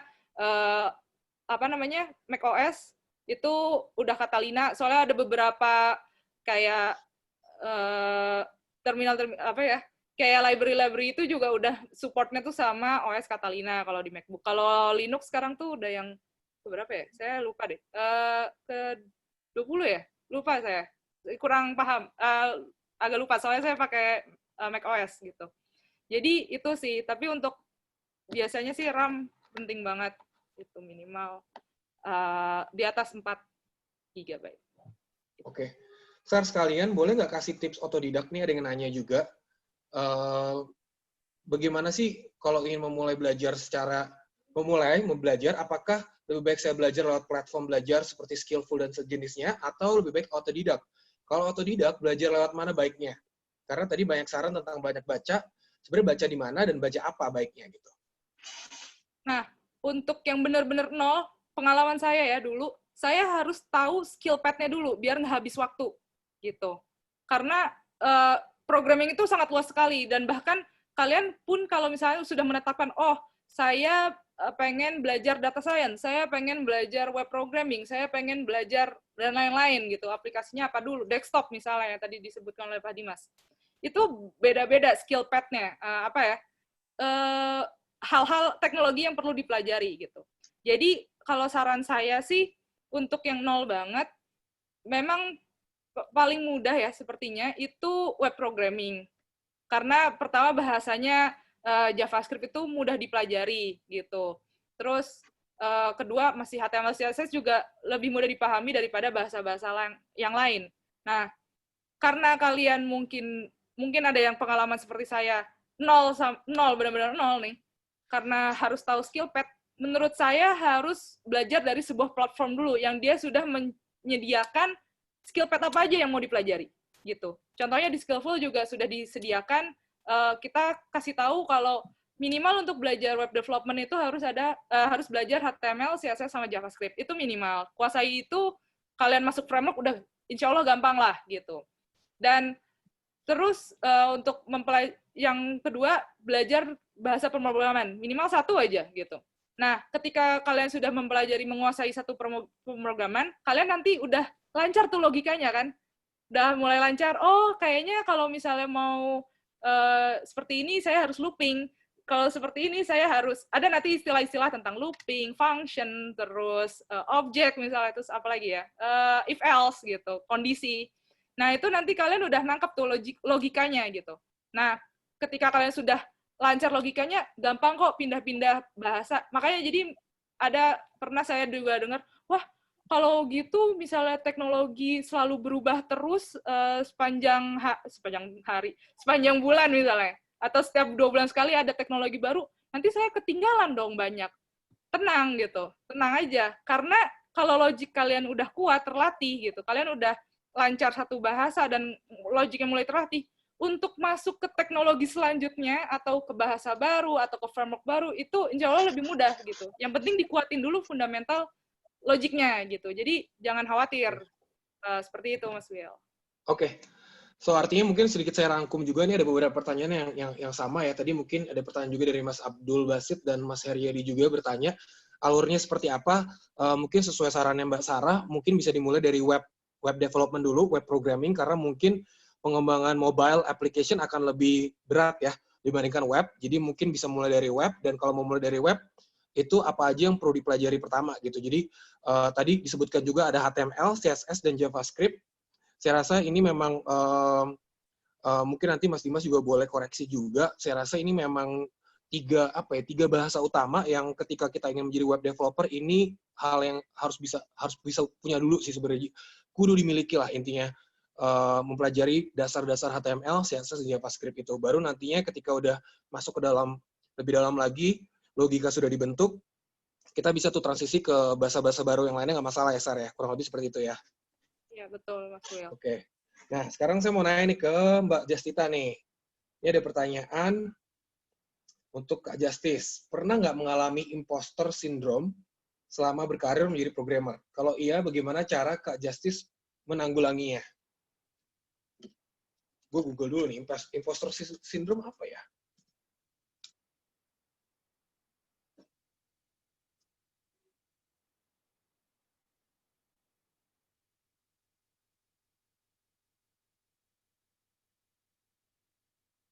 Merasa palsu gitu ya, imposter syndrome. Atau mungkin ada yang bisa bantu menjelaskan lebih lanjut apa itu imposter syndrome atau fenomena? Psychological pattern in which one doubts one accomplishment and has a persistent internalized fear of... Oke, mungkin lebih ke arah ketakutan. Iya, seperti itu ya. Ketakutan apakah rendah diri ya, benar. Seperti itu sih. Apakah saya bisa berhasil atau enggak nih gitu. Kan mungkin background-nya nggak IT, tapi kok saya mau mencoba nih berkarir di sini gitu. Silakan, Mbak. Oke, kalau misalnya aku sendiri sih nggak ada pikiran gitu sih ya, karena aku mencoba untuk positif aja gitu ya. Orang kita baru belajar, ya nggak mungkin kan tiba-tiba tuh langsung jadi profesional gitu. Baru belajar sehari 2 hari, yang nggak mungkin tiba-tiba langsung bisa gitu. Jadi emang harus banyakin percaya diri aja dan banyakin latihan buat bikin project-project kita sendiri gitu. Jadinya ya hilangin negatif-negatif, pikiran-pikiran negatif yang ada di diri kita. Karena semuanya pasti bisa. Oke, mungkin satu pertanyaan lagi di sini juga tadi bilang, mungkin apa ya, bagaimana caranya Justita bisa memiliki keunggulan-keunggulan atau bisa menjadi programmer yang menonjol? Karena memang tadi ada pertanyaan yang menarik juga, programmer itu banyak sekali, dan bagaimana kita bisa terus menciptakan keunggulan-keunggulan kecil setiap saatnya sehingga kita bisa menjadi programmer yang relevan terus kayak gitu, yang bisa siap kerja terus, yang relevan dan mungkin bisa berkarir dengan baik kayak gitu. So artinya mungkin lebih ke arah apa ya? Mungkin apa yang dilakukan Mbak Justita mungkin dalam rutinitasnya, dalam habitnya, dalam mindsetnya, ada nggak yang bisa di-share sehingga memiliki keunggulan-keunggulan kecil itu sehingga terus bisa update juga gitu dengan perkembangan? Kalau misalnya dari aku, sebenarnya aku juga belum expert banget sih ya, tapi banyakin latihan aja. Kalau misalnya kan Kak Sarah bilang emang perkembangan teknologi tuh 2 bulan sekali udah ganti lagi gitu. Ya kalau misalnya kita bisa buat latihan terus, banyakin latihan, bikin project dari si perkembangan-perkembangan itu, yang pastinya nanti bakal dengan sendirinya kita bisa mampu punya kemampuan itu gitu. Oke, thank you. Nah, ini mungkin bisa balik ke Mas Dimas juga nih, mungkin tentang yang lebih teknis tentang bahasa pemrograman ya. Ada beberapa pertanyaan juga yang bertanya tentang bahasa pemrograman yang lagi paling up to date apa sih sekarang, yang paling mungkin Mas Dimas bisa share sedikit teknologi yang dipakai oleh beberapa startup, misalnya untuk web seperti apa, untuk mobile seperti apa, sehingga ada beberapa pertanyaan yang mungkin bisa langsung terjawab nih. Kalau untuk web, Node.js lagi rame ya. Framework Node.js lagi rame dipakai. Terus untuk apps-nya sendiri, tadi kalau misalkan nggak mau full native ya hybrid misalnya, pakai Node.js sekarang udah bisa juga, ada bisa JavaScript itu bisa juga bikin apps pakai itu gitu. Tapi kalau mau yang native, mungkin kalau di Android bisa pakai Kotlin atau Java, di iOS bisa pakai Swift atau Objective-C. Nah, terus untuk back-end-nya sendiri, ada Golang, Python, Node.js. Cuman kalau dibilang, tadi ada yang tanya juga, dibilang tawaran gajinya lebih gede. Ya, mungkin Golang ada yang nawarin, di luar nawarnya tinggi. Tapi balik lagi kalau di Indonesia, cari programmer Golang agak susah. Jadi pasar masih Node.js, masih lumayan banyak dibutuhin. Jadi yang bisa saya share itu kalau bahasa-bahasa pemrograman yang lagi dipakai di luar gitu, lagi banyak dibutuhkan gitu. Ya, nambahin sedikit, yes betul sekali. Kita dari awal berdiri, kita bootcamp kita beri pelatihannya di Node.js, tapi memang beberapa bulan terakhir kita berinteraksi dengan hiring partner kita juga, atau bahkan klien-klien yang minta dibuatkan training, mereka udah mulai minta tuh, bikinin dong back-end-nya tapi pakai Golang yang ngajarinnya ya. Gitu, depannya masih pakai React.js, belakangnya pakai Golang gitu. Jadi memang udah ada demand udah mulai muncul gitu. Nah, ini mungkin sedikit menjawab nih. Ada satu yang Mas Dimas, dia bermula sebagai PHP, tapi sekarang begitu banyaknya tuntutan, apakah saya harus mempelajari bahasa yang lain atau saya tetap kekeh di dalam bahasa tersebut dan menjadi expert di situ? Perspektif Mas Dimas gimana nih? Untuk PHP mungkin khususnya juga kali ya. PHP ya.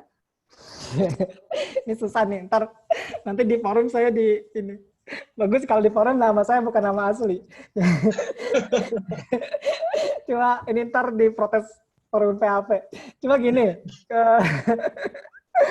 tadi nggak, kalau saya kecelakaan, balik lagi kalau saya kecelakaan, kebetulan karena saya background-nya bukan orang ada, jadi bukan orang nggak punya, jadi setiap kali ada tawaran kerja saya selalu nggak pernah tolak.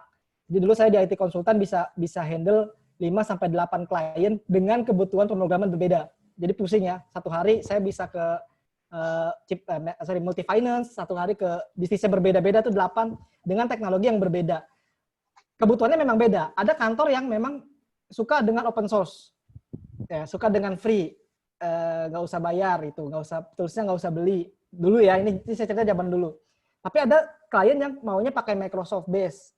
Mau nggak mau kan kita harus, ya udahlah, karena pasarnya minta itu, ya kita belajar juga lah itu. Jadi tadi Mbak Sarah, saya garis bawah juga betul. Jadi logika berpikirnya dibentuk dulu. Masalah bahasa, teman-teman akan adaptasi, nyesuaiin. Tapi kalau PHP, saran saya, ya nggak apa-apa ahli di situ. Tapi ketika ada kesempatan, ada waktu untuk teman-teman coba yang lain, cobain deh. Apalagi nih Skillful nanti jadi platform belajar ngoding yang ini ya, yang kedepannya akan banyak opsi lagi kedepannya. Saran saya coba pakai platform aja belajar, coba ya hal yang lain. Tapi kalau memang itu udah jadi profesi di PHP, nggak apa-apa di situ dulu nggak apa-apa. Ahli di situ nggak masalah kok. Cuman lirik-lirik sedikit ke kanan kiri juga bagus menurut saya, karena kalau kita stuck di satu bahasa aja, saya banyak mengalami fase di mana teman saya tertinggal gitu, dan ketika tertinggal ya pasarnya tutup, dia harus adaptasi lagi, susah. Waktu belajar sambil kerja akan lebih sulit dibanding nyiapin diri dulu untuk baru masuk ke pekerjaan gitu. Jadi saran saya kalau memang ada waktu lebih untuk cari skill lain deh gitu, karena nanti kebutuhannya bisa jadi berubah lagi gitu. Oke. Nah, ada yang nanya, berapa lama sih waktu yang dibutuhkan dari 0 sampai saya bisa siap kerja? Mungkin ini relevan untuk ke Mbak Justita. Waktu itu berapa lama yang dibutuhkan sampai akhirnya kamu diserahkan tanggung jawab mungkin oleh Mas Dimas dan tim, oke, ini saatnya kamu berkarir di bidang programming. Bisa ingat nggak itu berapa lama ya waktunya gitu? Mungkin nanti Sarah juga bisa nambahin berapa lama proses di bootcamp juga kali ya. Gitu. Tapi silakan Mbak Justita. Kalau misalnya prosesnya sendiri, waktu dulu sih aku kayak pas 3 bulan sih, 2-3 bulan lah itu udah mulai sama Pak Dimas, ya udah bikin ini gitu. Jadi udah diserahin proyeknya, dan emang tapi dari proses itu ya kita belajarnya itu harus mati-matian gitu ibarat kata. Karena ya nggak mudah buat memahami apa yang sesuatu yang baru kita mulai. Gimana Pak Dimas? 2-3 bulan ya? Siap, Yeah. siap. Oke, gimana Sarah? Mungkin bisa share dikit nggak tentang berapa lama kamu biasanya nge-mentorin satu orang untuk jadi siap kerja dengan kondisi yang seperti apa mungkin ya? Mungkin harus dikasih tahu background-nya juga sih, seperti apa gitu. Kalau biasanya dalam satu batch tuh sekitar 2-3 bulan. Itu kalau rata-rata di bootcamp ya gitu. Cuma saya pribadi, kan saya juga anak bootcamp nih, saya berusutan bootcamp. Dan saya juga masih merasa belum expert gitu. Saya masih belajar. Saya mulai belajar ngoding tuh 2018, yang benar-benar intens ya, yang benar-benar nyemplung 2018 sampai sekarang. Berarti saya udah mulai 2 tahun lah, sekitar 2 tahun gitu. Nah, itu juga saya sendiri masih merasa harus belajar terus gitu. Jadi kalau untuk dibilang sampai berapa lama bisa expert gitu. Wah, agak susah nih, berat pertanyaannya. Kalau saya boleh bilang, sampai berapa lama saya bisa bikin sebuah app yang mumpuni secara MVP kalau saya bilang, minimum viable product gitu. Itu saya belajarnya 3 bulan. 3 bulan itu udah MVP gitu. Tapi MVP-nya itu ya MVP gitu. Maksudnya minimal ada fitur itu dalam satu aplikasi. Itu 3 bulan. Tapi untuk mengasahnya lebih lanjut itu, jujur saya tiap hari ngoding sih. Minimal 2 jam sehari. Itu bahkan Sabtu Minggu, kalau misalnya saya nggak lelah ya, itu juga saya sempetin ngutak-ngatik. Mungkin bukan hanya bikin aplikasi ya, tapi cuma bikin kayak misalnya contoh soal untuk ke murid-murid aja, itu menurut saya juga, saya kan harus ngoding jatuhnya kan, gitu. Untuk ngetes apakah soal ini layak dikasih atau enggak, gitu. Bisa dikerjakan apa enggak, berapa lama waktunya. Kayak gitu, itu saya coba untuk minimal sehari 2 jam, gitu, biasanya. Jadi, ya ini perjalanan saya masih 2 tahun, bisa mungkin ditambahin sama Pak Dimas yang lebih banyak lagi jam terbangnya, gitu.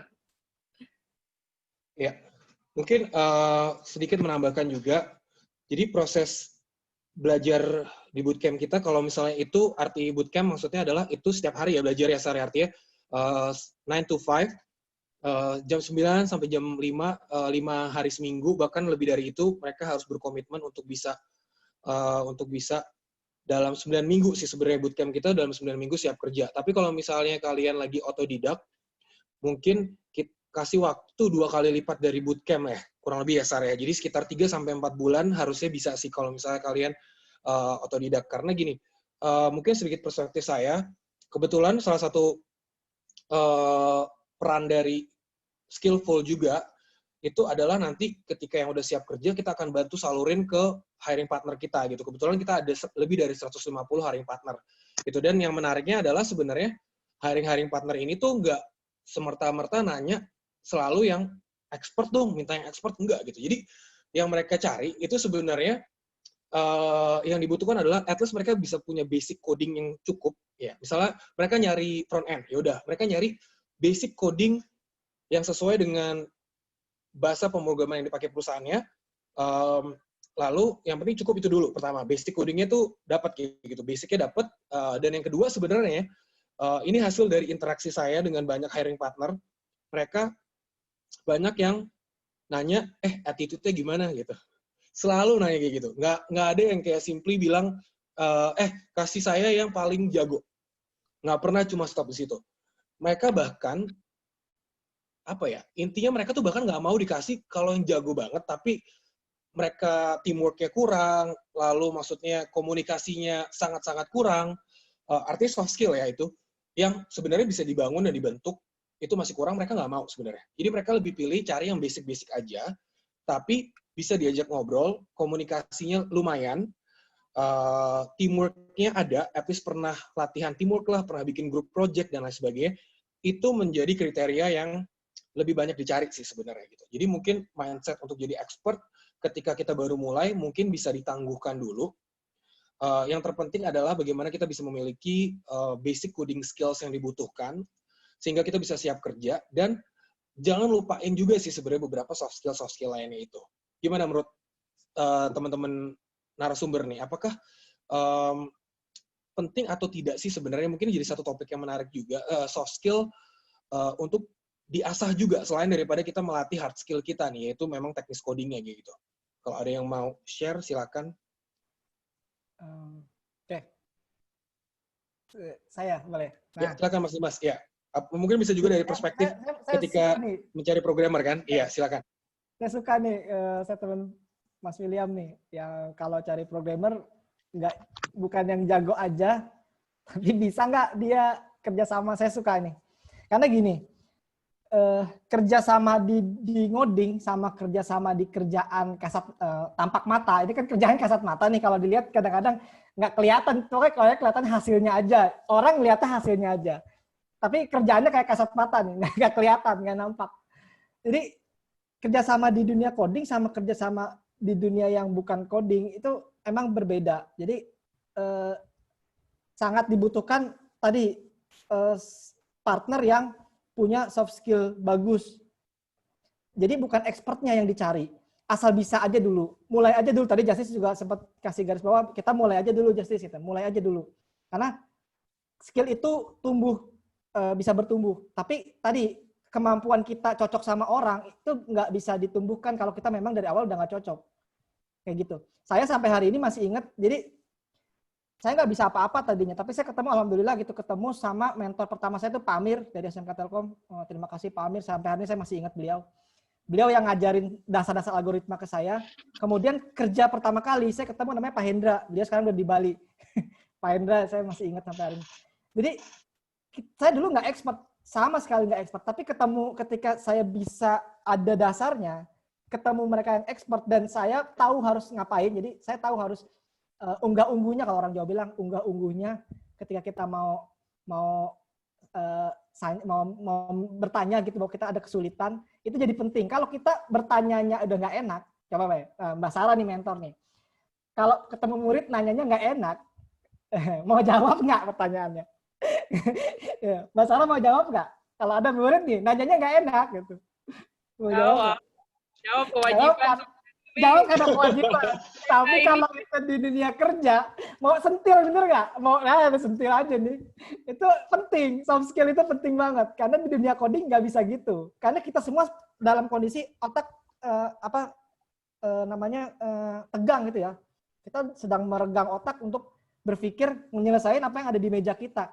Nah kalau ketemu sama orang yang udah kemampuannya jasoso gitu ya, biasa aja, soft skill-nya kan yang Pak William bilang, soft skill-nya nggak terlatih, nanyanya nggak enak, itu rasakanlah timnya nanti.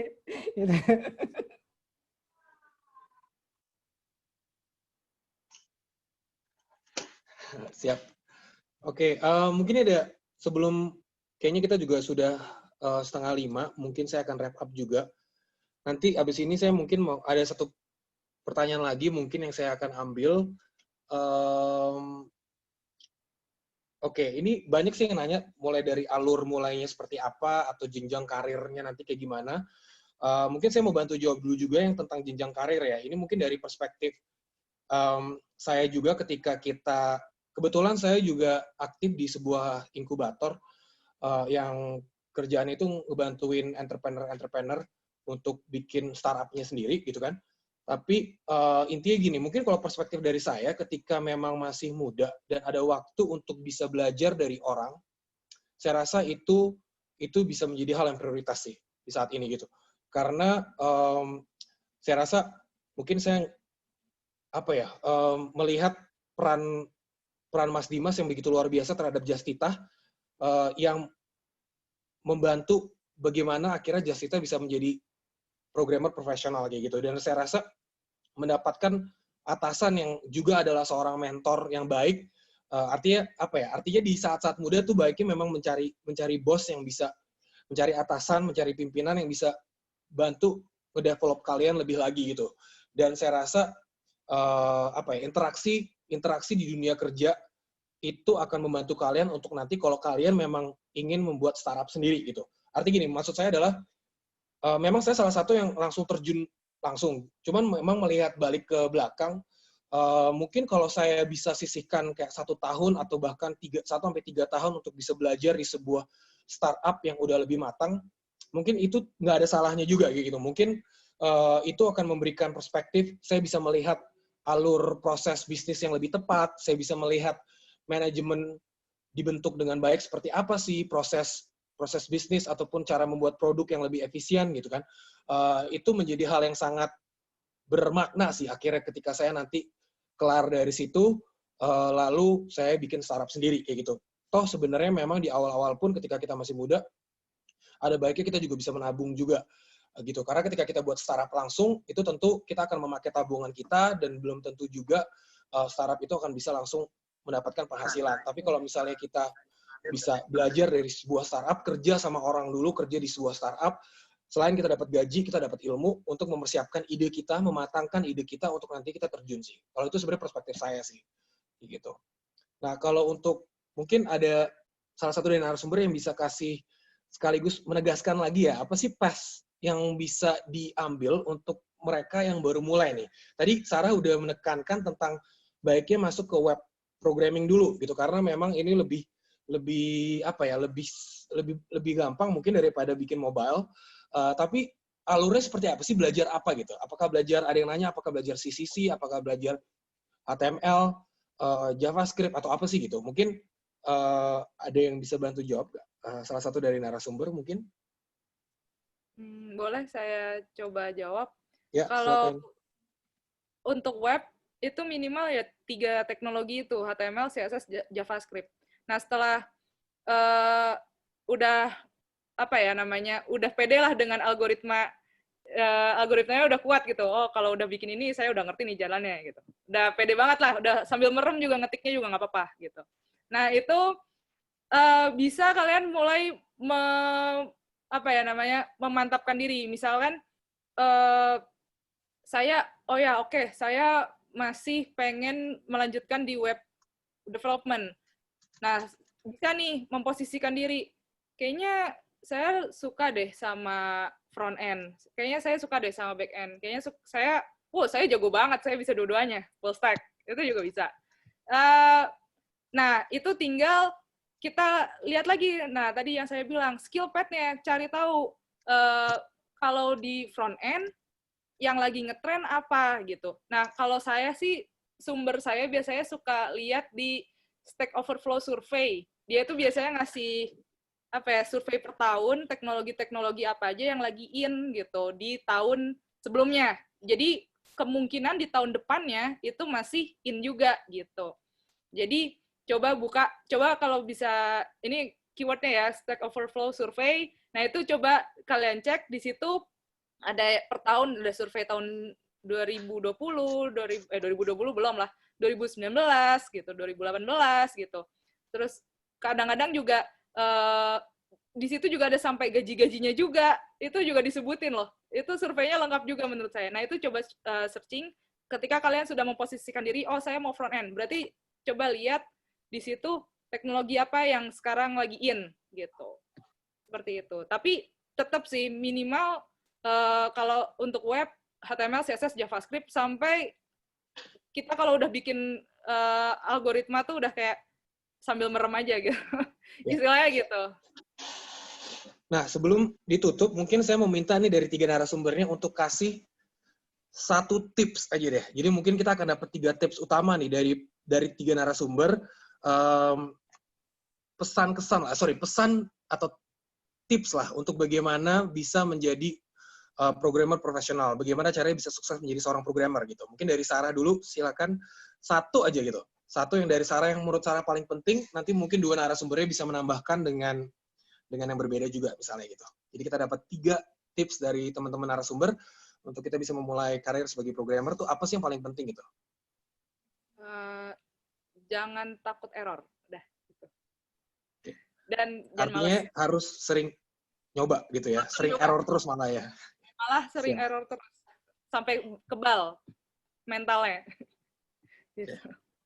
Oke, thank you Sarah. Mungkin ke Mbak Jasita 1 tips atau 1 pesan juga boleh dari Mbak Jasita bagaimana cara bisa menjadi programmer yang sukses. Konsistensi belajarnya. Biar tadi kayak tadi Kak Sarah kan bilang kayak 2 jam minimal ngoding tiap hari kan. Jadi itu kita harus konsisten kayak setiap hari harus belajar. Thank you Mbak Justice. Nah, terakhir mungkin Mas Dimas, sekalian mungkin ada pesan penutup juga, silakan. Temuin passion-nya. Jadi, apakah ini passion-nya? Jangan bukan, tolong jangan diterusin kalau bukan passion-nya. Percuma, nanti kalau bukan passion-nya pasti ada titik jenuhnya. Tapi temuin passion-nya. Apakah tadi skill pad yang Mbak Sarah garis bawah adalah temuin skill pad-nya? Ya, temuin passion-nya. Kamu suka dengan nge-layout tampilan yang cantik, apakah itu di web? Ya, silakan mulai di web. HTML5, CSS, JavaScript. Apa suka tampilan yang bagus di aplikasi, mobile aplikasi, mulai cari tahu bagaimana jadi front end di mobile. Kalau sukanya dengan database dan segala macam kerumitannya dengan algoritma bisa coba main-main ke back end. Passion-nya dulu, sukanya dengan apa? Dengan yang mana sukanya? Karena pekerjaan ini harus dilakukan dengan cinta gitu. Ya, thank you teman-teman narasumber, Mas Dimas, Mbak Justice, dan juga Mbak Sarah atas waktunya. Saya mungkin mau kasih penutup juga, sekaligus menekankan lagi bahwa memang jangan takut memulai untuk berkarir di bidang IT ini sesuai dengan tema webinar kita From Zero to Expert. Memulai dari zero atau bahkan dari -1 itu bukan hal yang mustahil untuk kita akhirnya bisa menjadi programmer profesional, karena memang berdasarkan bukti-bukti juga kita melihat Mbak Justice yang memang dari nol, Mbak Sarah yang juga bukan punya background IT yang akhirnya dapat berkarir, sehingga yang mungkin stigma tentang berkarir di dunia programmer menjadi sesuatu yang sulit, sebenarnya hanya perlu ditekunin saja, perlu dimulai dan perlu ditekunin, gitu ya Mas ya. Kurang lebih seperti itu. Dan ditambah juga teman-teman juga perlu aware juga kebutuhan programmer itu masih sangat banyak gitu. Data dari World Bank menegaskan tadi kita akan kekurangan 9 juta tech talent sampai dengan 2030. Lalu perkembangan Indonesia sebagai salah satu pusat startup di ASEAN atau bahkan juga di Asia itu juga perlu diperhitungkan. Artinya kita banyak akan terus melahirkan startup juga, dan memang kita adalah nomor 1 startup di ASEAN, dan kita juga penyumbang unicorn terbanyak juga di ASEAN. So artinya memang Indonesia ini mempunyai potensi yang banyak. Potensinya ini memang 2 sisi ya, potensi market dan juga potensi permasalahan juga. Kita banyak masalah di Indonesia dan masih banyak lagi yang perlu untuk kita solve di Indonesia. Tapi artinya itu adalah opportunity buat teman-teman semua juga, untuk kesempatan untuk teman-teman untuk masuk ke dalam bidang IT, mulai berkarir sebagai programmer dulu kalau menurut perspektif saya, baru nantinya kalau misalnya ada kesempatan terjun buat startup sendiri juga nggak ada salahnya. Tapi kalau saran saya sih memang carilah atasan, carilah bos dulu yang bisa membina kamu seperti Mas Dimas ke Mbak Justice, kurang lebih seperti itu. Dan sekaligus menutup kolaborasi ini, jangan lupa teman-teman nanti bisa, kalau misalnya ada yang mau mulai belajar sebagai web programmer, web developer, platform Skillful itu memang telah kita lahirkan hasil dari validasi kurikulum di coding bootcamp kita selama lebih dari 3 tahun. Kita telah memvalidasi kurikulum yang dibutuhkan dengan kebutuhan industri, dan juga kita mempersiapkan mentor-mentor di situ untuk bisa ngebantu teman-teman memulai karirnya sebagai programmer. Karena kita percaya banget tidak ada yang bisa sukses sendirian, butuh teman, terutama juga butuh mentor. Sama seperti itu. So sekian aja dari saya. Terima kasih sekali lagi, dan saya kembalikan waktunya ke Mbak Intan. Terima kasih. Oke, terima kasih Kak William. Terima kasih untuk para narasumber yang luar biasa banget ceritanya. Menginspirasi banget buat kita semua. Nah, aku pengen ngajak teman-teman lagi nih, seperti yang udah disampaikan kan, gimana sih langkah awal kita. Nah, nih teman-teman berkesempatan banget nih, bisa dapetin voucher gratis kelas belajar HTML dari Skillful. Caranya gimana sih? Sebentar.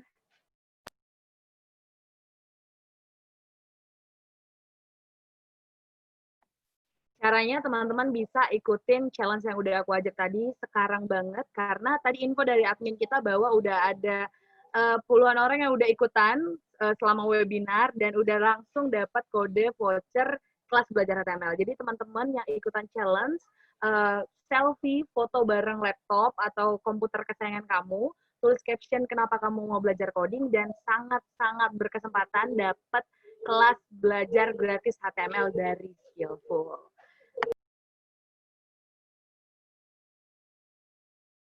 Cara ikutannya mudah banget, seperti yang tadi aku udah sampaikan. Kamu tinggal download aplikasi Campaign, kamu tinggal register, login, dan bisa cari di laman pencarian atau explore, belajar coding dari rumah, dan ikuti challenge-nya. Tinggal upload foto kamu bersama laptop kesayangan kamu, tulis caption kenapa kamu belajar coding, dan nanti klik tanda checklist, itu tandanya kamu sudah mengupload challenge kamu. Nah, ini teman-teman kita yang sudah ikutan challenge, dan nanti teman-teman yang udah ikutan hari ini, saat webinar ini, coba cek lagi, pasti sudah dikirimkan voucher gratis kelas belajar HTML bersama Skillful. Jadi masih ada waktu nih buat teman-teman sepanjang hari ini, setelah acara webinar juga bisa ikutan challenge-nya dan dapatkan vouchernya, dan jangan lupa belajar nih. Ini pesan tips untuk teman-teman yang mau jadi programmer, untuk terus belajar, konsisten belajar. Itu aja yang bisa aku sampaikan, terus belajar coding maupun dari rumah, dari manapun teman-teman berada, tetap sehat. Dan di akhir acara, terima kasih banyak buat teman-teman yang udah bergabung. Mohon maaf jika ada kesalahan kata, dan kita mau foto bareng nih sama teman-teman. Nah, buat teman-teman yang mau foto bareng, boleh menghidupkan videonya. Nanti teman-teman dari Skillful atau dari Campaign bisa bantu untuk capture. Jadi ini tidak dipaksa ya teman-teman ya. Jadi buat teman-teman yang mau bergabung dengan kita, foto bersama, bisa aktifkan fitur videonya. Kita bisa gabung bareng-bareng untuk foto bersama. Oke, minta tolong juga buat tim untuk capture ya. Mungkin ini ada berapa slide? Oh, ada 4 slide nih. Oke, ini slide pertama dulu kali ya. Bisa senyum bahagia bersama-sama. Udah seneng banget dengar kakak-kakak narasumber. Siap ya? Oke, ini untuk slide pertama dulu. Oke, 1, 2, 3. Oke. Sekarang untuk slide kedua.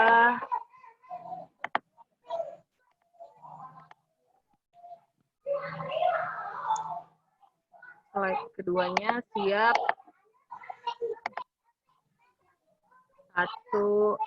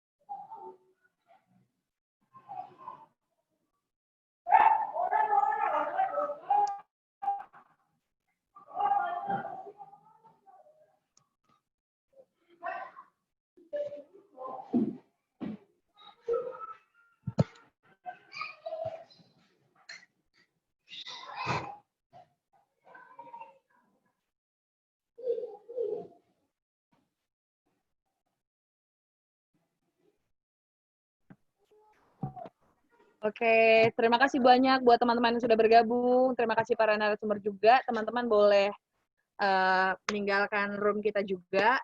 Dan buat teman-teman yang mau nanya-nanya bisa juga nanya-nanya di aplikasi campaign.com. Kita ada fitur chat yang juga bisa nanya-nanya ke Pak Dimas ataupun Justice gitu. Atau bisa nanya-nanya tentang program campaign belajar coding dari rumah. Sampai ketemu di acara webinar berikutnya. Terima kasih banyak. Oke, terima kasih buat semuanya. Terima kasih.